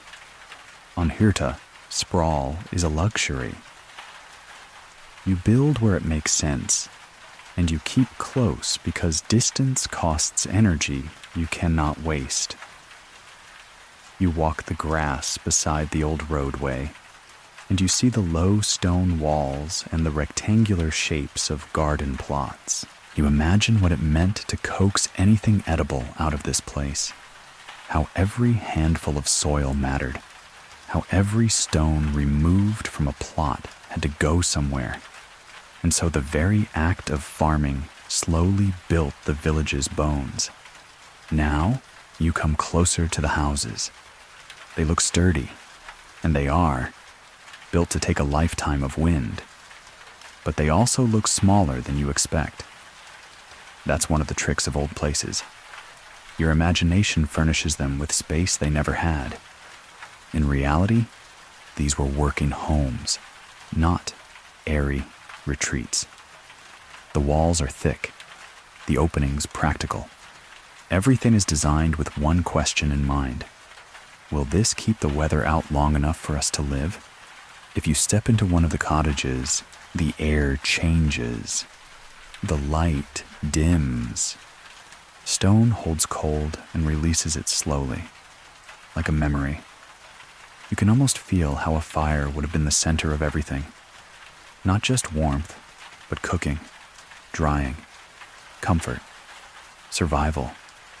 You can imagine damp clothes hung near heat, the smell of peat smoke clinging to fabric, the way a family would gather in the tight radius of warmth while wind shouldered at the outside.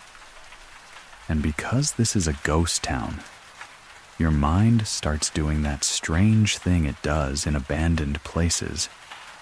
It supplies the missing people, not as apparitions, but as ordinary presence.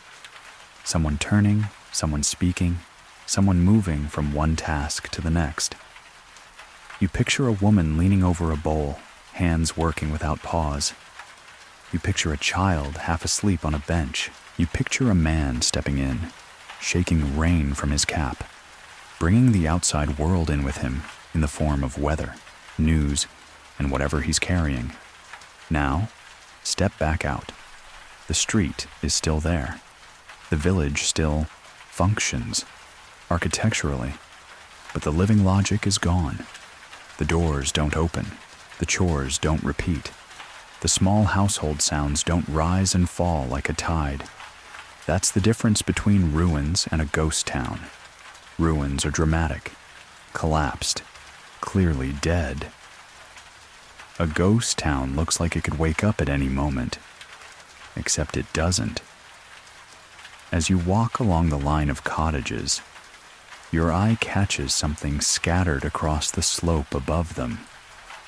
At first, you might mistake them for boulders. Then you realize they are structures, hundreds of them, small dry stone storehouses set apart from one another, each with its own shape and stance. These are the cleats, and they are part of why St Kilda lingers in the mind. A village street is common enough, but an entire hillside turned into storage, an entire culture turned into stone cupboards, feels like evidence of a different kind of planning. They tell you what mattered here. Dryness mattered, security mattered, preservation mattered, because you could gather seabirds, eggs, fuel, and tools. But if damp stole them, you were back at zero. And on Hirta, you didn't get infinite chances. You keep walking. There are buildings that aren't cottages, structures with a more official shape, a more communal purpose, a schoolhouse, a kirk, places where the village gathered not for survival tasks, but for identity. And this is where St Kilda's haunting deepens, because you realize the islanders didn't only leave houses behind, they left a whole shared mind behind. Think about church on Hirda.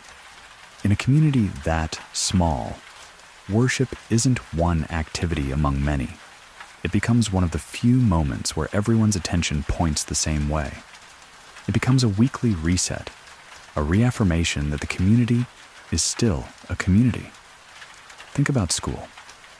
A child learning letters on the edge of the world, learning the shape of words that can travel where their feet might never go, learning about places that exist beyond the horizon. Education is a blessing, yes, but it also plants a seed, because once you can imagine another life clearly enough, you begin to compare. And comparison is dangerous in a place built on endurance. Comparison makes hardship feel unnecessary. Comparison makes isolation feel chosen rather than inevitable. Comparison doesn't cause decline on its own, but it adds weight to every difficult winter, and every delayed boat, and every illness that comes when help is far away. Walk a little farther, and you reach the spaces that feel like the village's edges, where the built line gives way to open slope, and the open slope gives way to cliff and drop. And here, you feel the true power of the location. The island is beautiful, but it is not gentle. Standing there, you understand why St Kilda could hold a culture for so long, because it demanded competence, and you understand why it could collapse suddenly at the end, because it demanded competence from too few people for too many tasks, with too little margin. When the population thinned, every absence became heavier. One man leaving wasn't only one man leaving. It was one rope handler leaving, one boatlander leaving, one bird harvester leaving, one person who knew how to read cloud patterns leaving, one person who could repair a roof in wind leaving, one person who could carry peat without complaint leaving. The island is not forgiving of missing skills, and now, because it is a ghost town, you see the consequences in reverse. You see a village that still holds the shape of those skills, but no longer contains them. The street is like a sentence with the verbs removed. You can still read it, you just can't do it. That's the ache. You might notice, too, how quiet the place is, until it isn't. Because St Kilda is never truly silent. Even emptiness here has a soundtrack. Wind moves constantly, changing pitch as it passes corners and gaps. Seabirds call, sometimes close, sometimes distant, sometimes as if they're speaking over your shoulder. And in that soundscape, human absence is amplified. In a town on the mainland, other towns are always nearby. Cars pass, dogs bark, life leaks in from elsewhere. But on Hirta, there is nothing nearby. There is only the island and what lives on it. So when people leave, the after feels enormous. You look back along the street once more, and you can imagine the last day, the way a locked door can look perfectly normal and yet feel like a betrayal. You picture the final bundles carried down, the last glances. You picture the hearths banked, the Bibles left open, the small gestures that said, "This is still home even as we abandon it." And then you understand something quietly devastating. St. Kilda did not become a ghost town because it was destroyed. It became a ghost town because it was completed. Its long human chapter reached the final line, and the book closed without burning. And now, when you walk the street, you don't just see buildings. You see a way of life paused so completely that it never restarted. If the village street is St. Kilda's human face, then the cliffs are its stern backbone. You can stand in Village Bay and feel the pull of them even before you climb.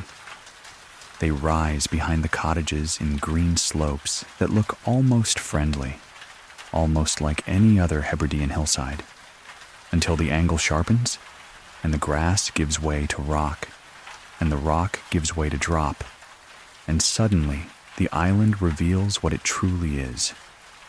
Hirta is not a place that was meant to be farmed. It was meant to be endured.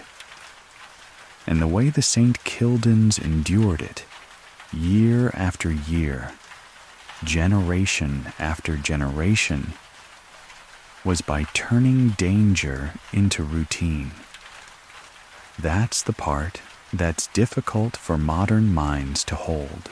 We think of danger as something you encounter occasionally, a rare accident, a storm you remember all your life, a single moment where the world turns sharp. On St. Kilda, danger was woven into the week, not because the islanders were reckless, but because the island demanded a kind of work that could not be made safe without being made impossible.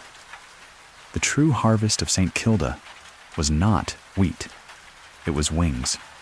Seabirds were the island's great renewable wealth: meat, oil, feathers, eggs, an economy that came down each year in screaming, circling abundance. When the breeding season filled the stacks and cliffs with life, it wasn't simply nature.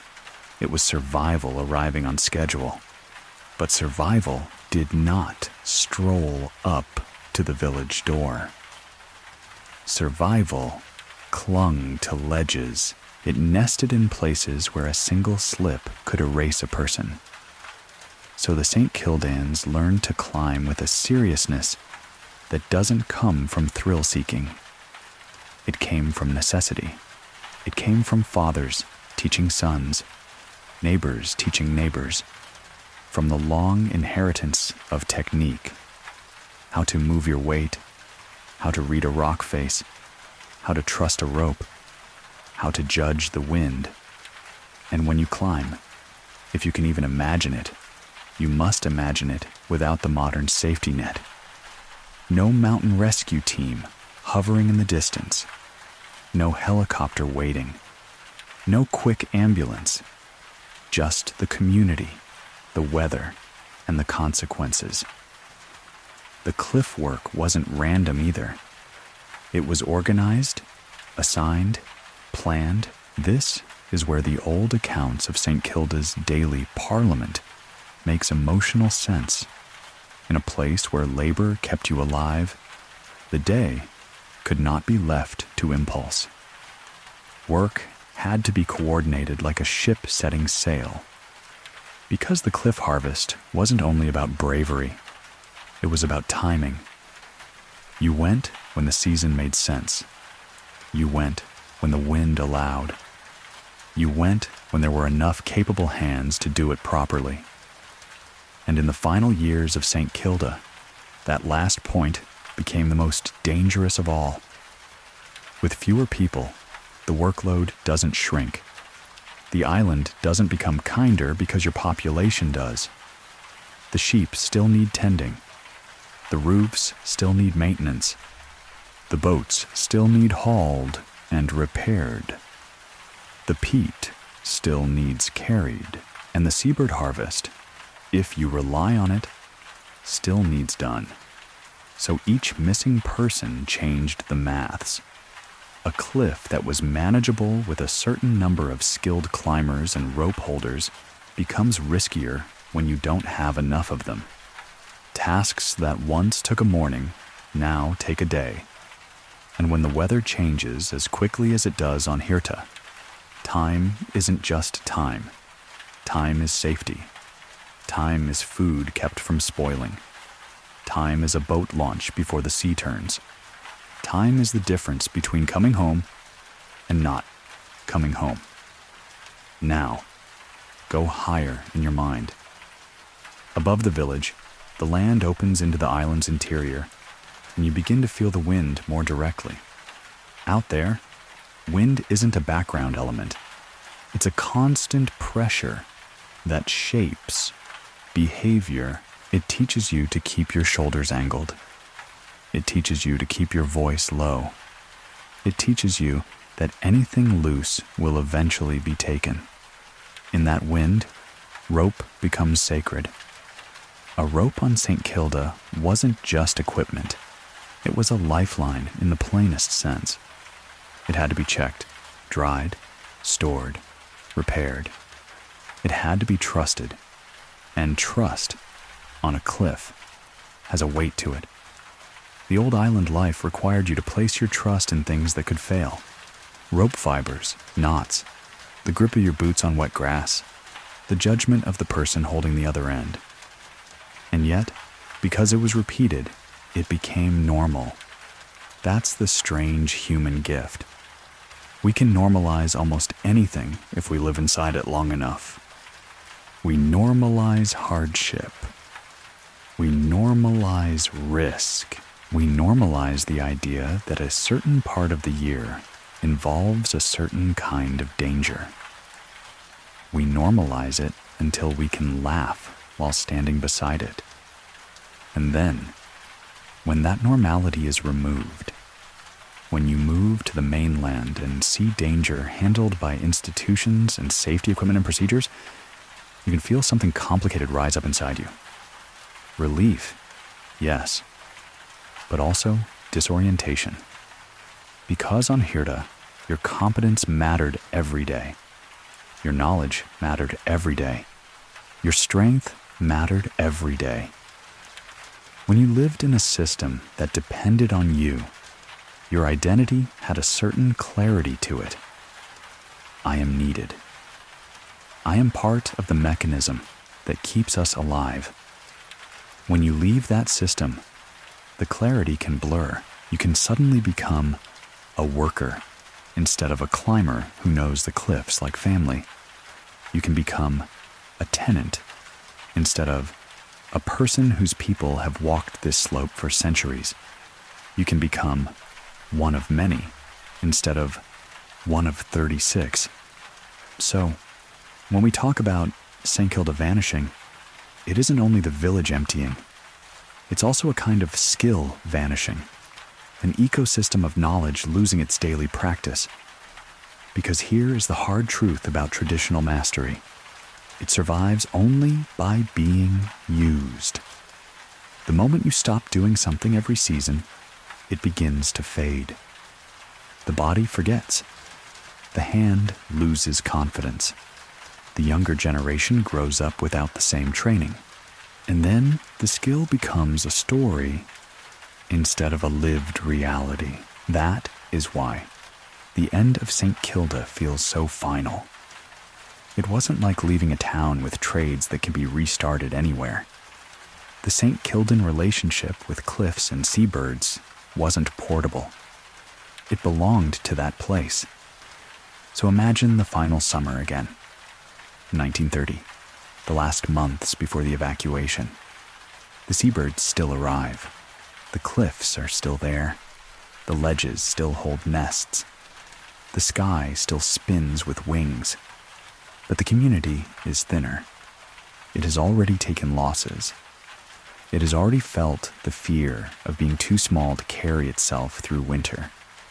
Even if the harvest is good, the question hangs there. How many more seasons can we do this with so few hands? And that question is not dramatic. It is practical. It is the kind of question that keeps you awake quietly, because on St Kilda, the cliffs fed you. but they also demanded you. They demanded strength, courage, coordination, and the presence of enough people to make the work safe enough to be survivable. And when the population fell, the cliffs did not bend. They remained what they'd always been: magnificent, indifferent, and absolute. This is why St Kilda's story doesn't feel like a simple tragedy imposed from outside. It feels like a slow collision between a human system and a changing world. Medicine, modern expectations, economic shifts, dependency on supplies. These things altered the balance until the old way of life could no longer guarantee survival. Not because the islanders became less capable, but because the margins became too thin. And when margins become too thin, even the strongest rope begins to feel like a question. After the last boat pulled away in August 1930, St Kilda entered a period that doesn't feel like ordinary history. It wasn't the past yet, not properly. The roofs were still in place. The paths were still clear. The village still had the posture of life, like a body that hasn't yet understood it has been abandoned. If you had landed in Village Bay a week after the evacuation, you might have felt the uncanny sense that the islanders were simply out of sight, that they'd gone over the rise to gather peat, or down to the shore to check a line, and would return at any moment with the casual certainty of routine. But they didn't return, and so St Kilda began a long, quiet interval I think of as echo time. The years when a place is empty, but not yet surrendered. When absence is fresh enough that it still has warmth to it, and memory sits close to the surface, like peat smoke trapped in wool. Echo time is always strange, because human beings don't leave places cleanly. We leave them with traces. We leave them with habits that linger in the mind. We leave them with emotional roots, where your eye goes first, where your feet expect to step. And those routes don't vanish just because the buildings are locked. On the mainland, the St Kildans began their new lives: forestry work, new homes, the long learning of mainland scale. But St Kilda itself didn't fall silent in one decisive stroke, the way a storybook ending might suggest. Instead, it became a place that was still visited, still returned to, still spoken of as home by people whose bodies now slept elsewhere. And that is the first unsettling truth. A ghost town can still have visitors who love it. A ghost town can still have people who miss it so deeply they go back just to stand in the wind and prove to themselves it still exists. Imagine what it is to return to your birthplace when it has become a destination. You arrive by boat, not as a resident, but as a guest. You step ashore and feel that odd double feeling, your bones recognizing the land, your mind remembering the slope, the bay, the smell of salt. But your status has changed. The island no longer expects you. It no longer needs you. You walk up the old track, and the village line appears, and every door feels like a question. Was this house ours? Was that the neighbor's? Was this the wall we rebuilt after the storm? Was that cleat the one we always used for peat? On Hirta, those answers would have been immediate. They would have lived in your body. On your return, the answers are still there, but they arrive with pain attached, because each recognition confirms the same thing. This is familiar, and it is no longer mine. This is what echo time does. It turns ownership into memory. It turns daily life into a story you have to tell yourself to keep it from disappearing. And while people on the mainland learned to adapt, St Kilda out there in the Atlantic began to collect new kinds of human presence. Fewer, quieter, more transient. The people who came weren't building lives. They were tending a relic, recording a rarity, repairing a place that the sea would otherwise dismantle. At first, it's tempting to think, if the island is empty, why does it matter if roofs fall in and walls collapse? Isn't decay simply the natural conclusion? But St Kilda doesn't feel like just another abandoned place, because it wasn't abandoned by neglect or violence. It was relinquished, reluctantly, as a survival decision. And because it represented a way of life shaped over thousands of years, the instinct to preserve it is not mere sentimentality. It's a recognition that once the physical evidence goes, the story becomes easier to flatten into cliché. A collapsed village invites simple narratives: harsh place, people left, end. But a standing village, empty, intact, waiting, forces you to confront the complexity. People lived here for centuries. They built systems, they adapted, they endured. And then, when the world changed and the community grew too small, they chose to go. That is a different kind of story. It demands respect. So, the island became a responsibility. And with responsibility came a peculiar rhythm: arrival and departure. A work party lands in summer. For a few days or weeks, there is human noise again. Boots on stone, tools clinking, voices calling across the slope. A kettle boils in a building that hasn't smelled tea in months. Someone lights a fire, and for a moment the village has the faintest heartbeat. Then the boat leaves, and the heartbeat stops. This intermittent life is not the same as community life. It has none of the old continuity, but it does create something else, a thin, modern thread of connection that prevents the island from sliding entirely into oblivion. It also creates a new kind of witness. In the old days, the only witnesses to St Kilda were its own people, and the rare visitor. After 1930, the witnesses multiplied. Scientists, caretakers, volunteers, servicemen later on, each bringing a different lens. The island began to be described not only as home, but as site, sanctuary, heritage, outpost, and each label changed the feeling of it, because home is a word that implies belonging and continuation. Site implies management. Sanctuary implies protection from humans as much as for humans. Outpost implies usefulness to something larger. St Kilda's ghost town identity formed in the tension between those meanings. It was simultaneously a place to mourn and a place to preserve, a place to be left alone and a place to be studied, a place of human history, and a place where seabirds had always been the true majority. And in echo time, those meanings sit on top of one another, like layers of weather. On one day, the island can feel purely ancient. A visitor stands among cleats and cottages and thinks only of the people who carried peat and climbed cliffs. On another day, the island can feel startlingly modern.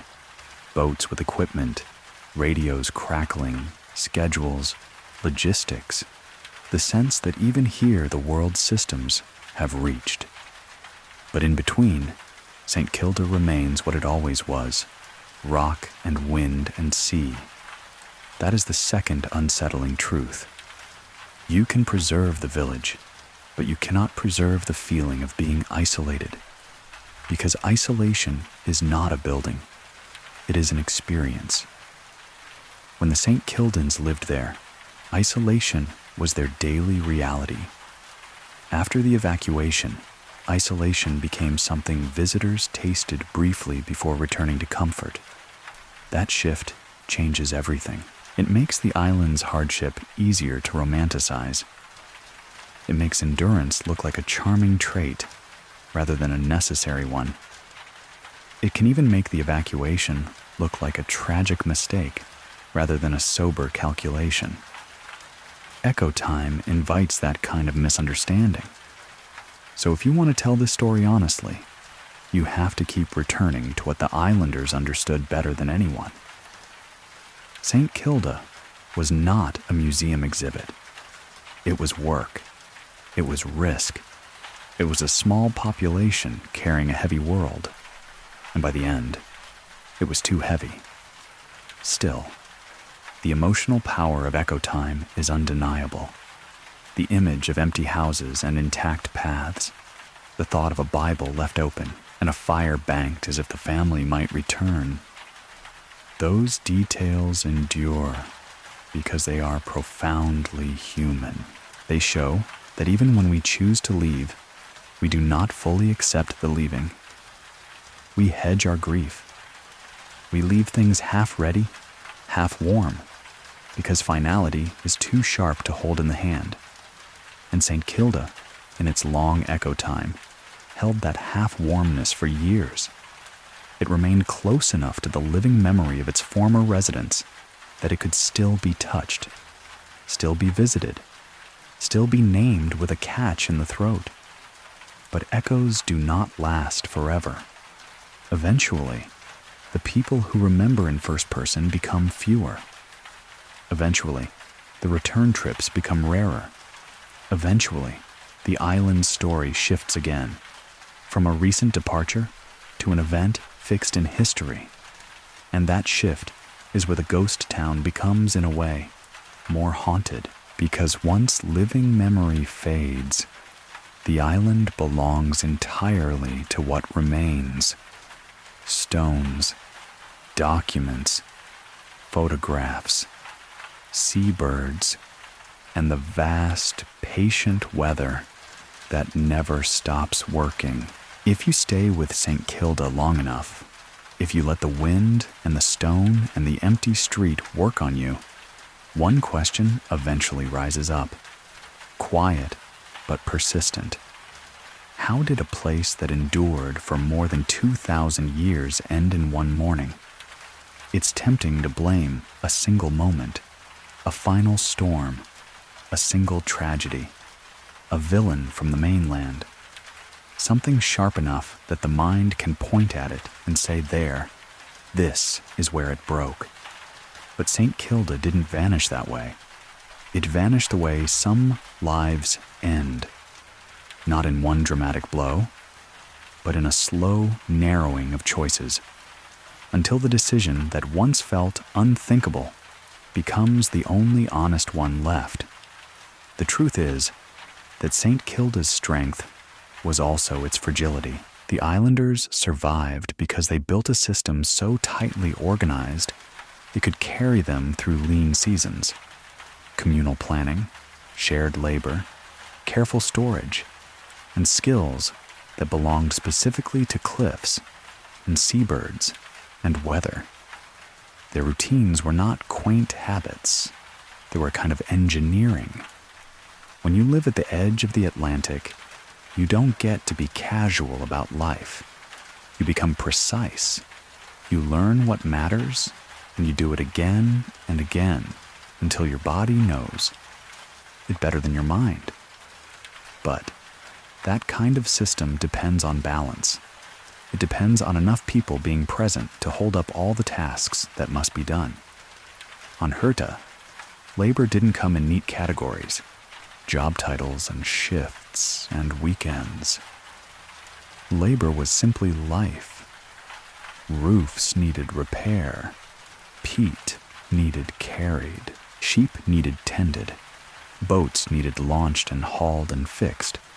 Food needed gathered, preserved, protected against damp. In a place like this, the work never truly ends. It only changes shape with the season. So when the population began to thin, the island didn't become easier to run. It became harder. On a larger island, losing a few families can be painful, but not fatal. There are still enough hands, enough redundancy, enough alternatives. But St Kilda was always small. And in its final years, it became too small, in a way that is difficult to convey, unless you imagine the island as a machine that needs a minimum number of moving parts to function. When you remove too many parts, the machine doesn't slow down gracefully. It stalls, and because the island is unforgiving, stalling can become deadly. Manpower was the emergency that didn't look like an emergency until it was nearly too late.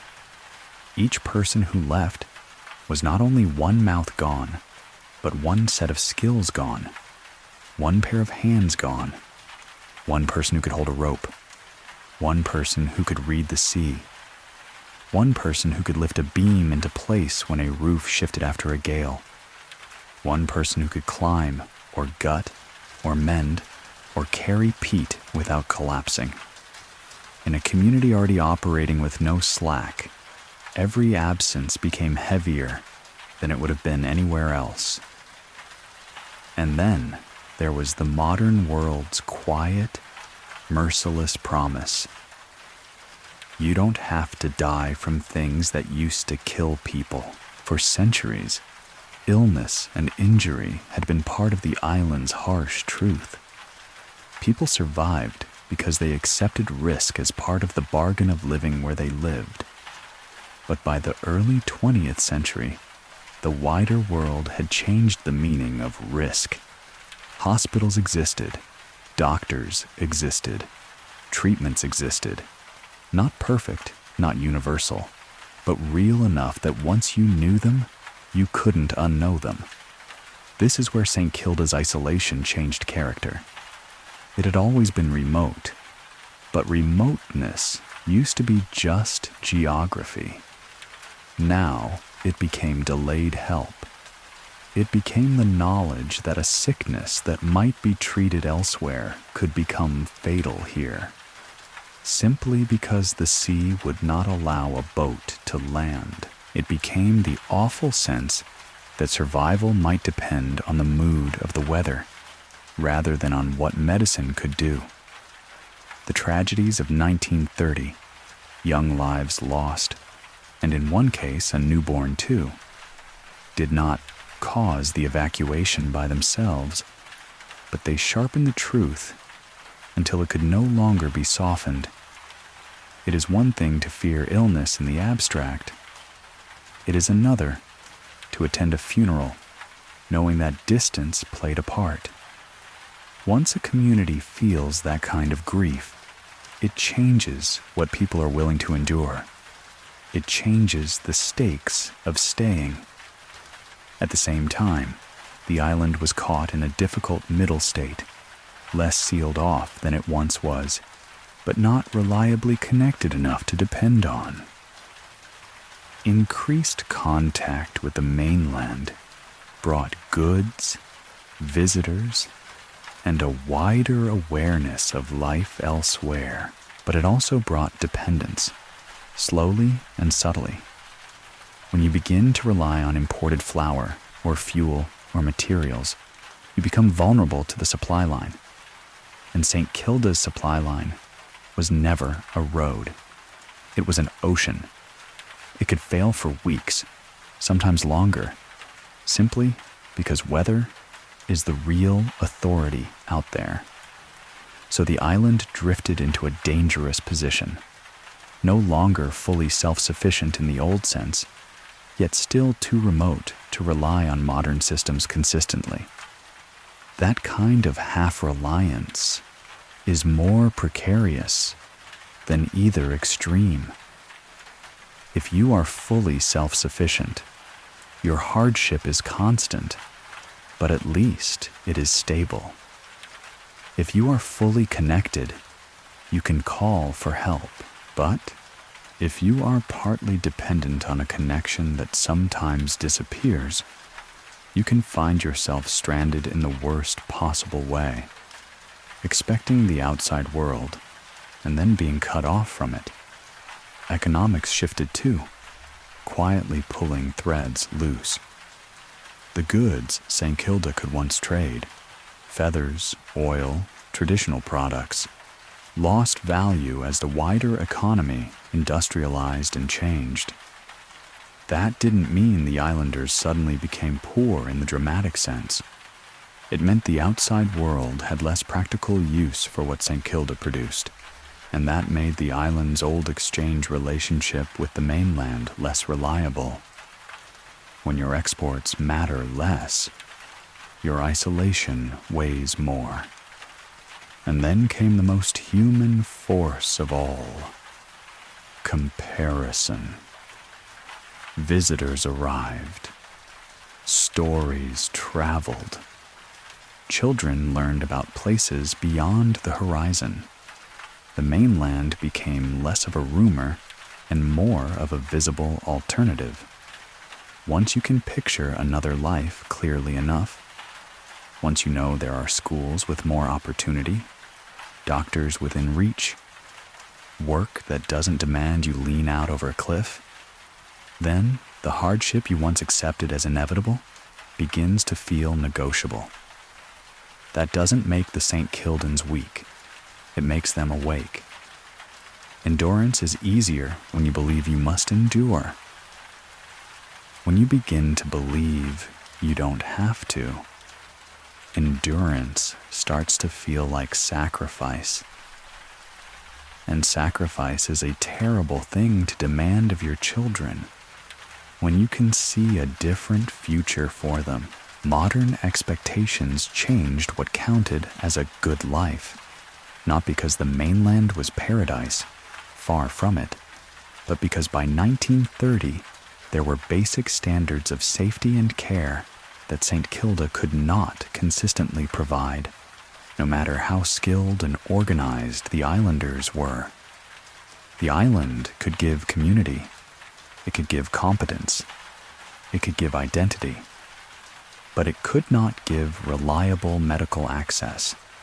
It could not give stable connection.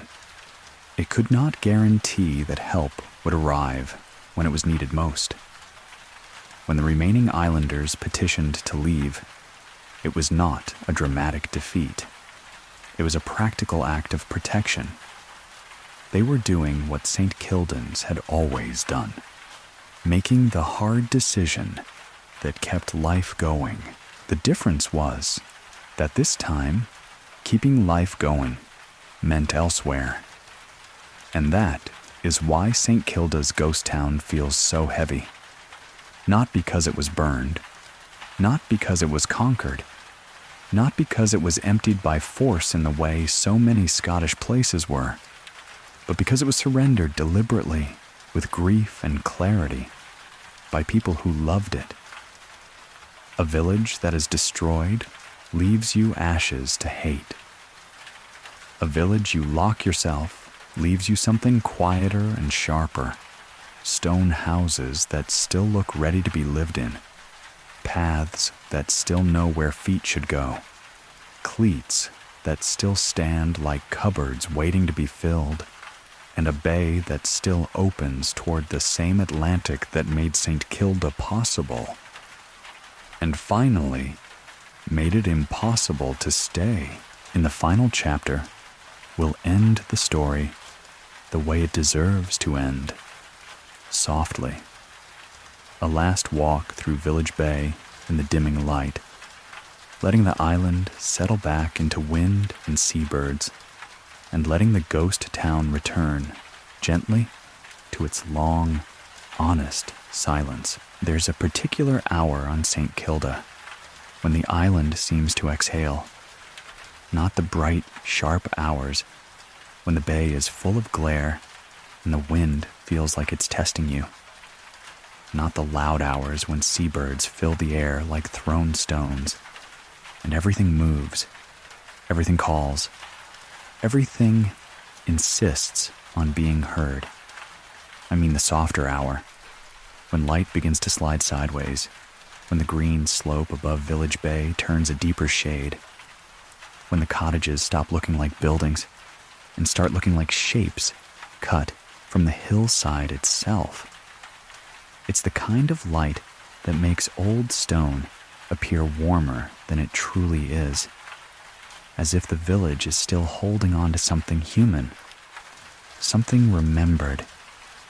If you were here, you'd begin at the shore, because all arrivals begin at the shore. The sea would be working steadily, not raging, not calm, just moving as it always moves, with that patient strength that makes you understand immediately why St Kilda's relationship with the outside world was never simple.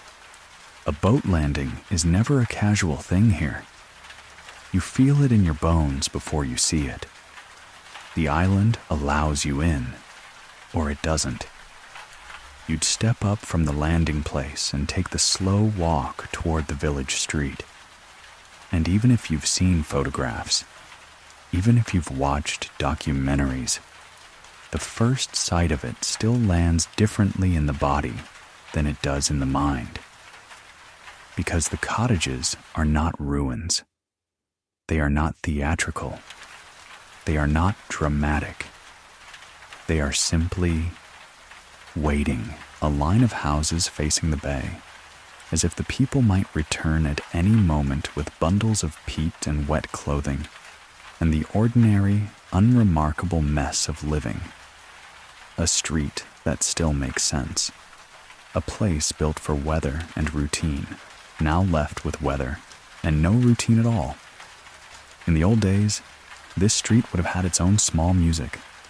Footsteps, voices, a door latch, a kettle, a child calling to another child, a neighbor shouting something down the line of houses, a cough, a laugh that starts and stops quickly because work needs doing, the faint scrape of a creel or a box being dragged along stone.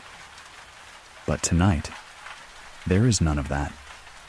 There is only wind and the distant, constant talk of seabirds, and this is where St Kilda becomes truly a ghost town. Because it isn't the absence of people that haunts you. It's the absence of repetition. Human life is mostly repetition. We get up, we do the same tasks again, we take the same paths, we make the same food, we mend the same kinds of things. We talk to the same voices until they become part of the air we breathe. On St Kilda, repetition once held everything together. Repetition was the glue. Repetition was the reason the community could survive at all. So, when the last 36 islanders left, what vanished wasn't only their bodies from the village. What vanished was the daily loop, the rhythm that had been playing, uninterrupted, for centuries. You walk along the row of cottages in that dimming light, and you can't help imagining the last morning. Bundles carried down the slope, doors shut carefully. The quiet weight of knowing you're leaving a place that has shaped you so completely that you don't know what you will be without it. You imagine the small gestures people make when leaving hurts too much to name. The fire banked with peat, not because it is useful anymore, but because it is hard to let a hearth go cold on purpose. A Bible left open on a table, not as performance, but as a final act of order. Something steady left behind in a moment that feels anything but steady. A house holds those gestures. Stone remembers them in its own slow way. And when you step inside one of the cottages, the air feels different. Cooler still. The light narrows. The walls seem to close in slightly, not threatening, but intimate. like a place designed to keep life gathered close during storms. You stand there, and you realize that home is not a grand concept. It's the small radius of warmth in the center of a hard world. It's where a family sits when the wind is loud. It's where food is shared. It's where stories are told quietly, because the day has taken most of your strength. And once you feel that, the ghost town stops being a curiosity and becomes a kind of private sorrow, because it was real, not symbolic, not mythic. Real people slept here, woke here, worked here, feared here, celebrated here, and then, after an impossible decision, left. You step back outside, and you look up the slope behind the village. This is where the island's other architecture reveals itself. The cleats, scattered across the hillside like a second settlement made entirely of storage. In the falling light, they look like stones at first, random, natural. Then your eyes adjust, and you see the pattern. Hundreds of small structures built for one purpose: to keep life safe against damp, rot, hunger, and time. Each cleat is a reminder that survival here was never casual. It was planned. It was built. It was maintained with care. A cleat doesn't exist because someone wanted beauty. It exists because someone needed to live through winter. And that is the heart of the story, the honest heart. St Kilda's people weren't naive. They knew hardship. They knew danger. They knew what it meant to keep going when going wasn't romantic. They stayed for centuries because they were capable. They left because capability alone was no longer enough. Because as the population thinned, as the world changed, as medicine and expectations and dependency reshaped what was tolerable, the margin of safety grew too narrow to trust. Another winter became not an adventure, not a test of character, but a gamble with lives. And when you are caring for children, for elders, for neighbors who have carried you through storms, you stop gambling. So they wrote the petition. They chose to leave. They boarded the ship. They watched the bay fall behind them, watched their village become smaller and smaller until it was only a pale line against green, and then only a suggestion, and then nothing, and the island remained. That's the part that always feels strange. How a place can stay exactly where it is, while the life that made it human simply detaches. As you walk farther along the village line, the light continues to soften. The sea darkens. The wind changes tone as it threads through gaps between buildings. Somewhere above, a bird calls, sharp, sudden, then gone. You can begin to feel St Kilda returning to its older owners, not people. Wind and water and wings. This is not a sentimental idea here. It is literal. The cliffs still hold enormous colonies. The stacks still gather life each season. Seabirds arrive and fill the air with movement, and the island becomes loud again, not with human sound, but with the sound it has always had, long before cottages existed. The ghost town is not empty of life. It's empty of us. And that perspective can be oddly soothing if you let it, because it reminds you that every human story, even the most extraordinary, sits inside a larger world that continues. The sea continues. The birds continue. The weather continues. The island continues. The village, in its silence, becomes a kind of proof that endurance does not always mean staying in one place forever. Sometimes endurance means knowing when to stop, knowing when to choose life, over pride, knowing when to carry your people forward, even if the price is leaving your stones behind.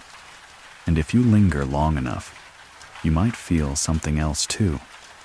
Not just sadness, but a quiet respect for the generations who lived here and made it work, for the skill it took, for the courage it required, for the clarity it demanded at the end.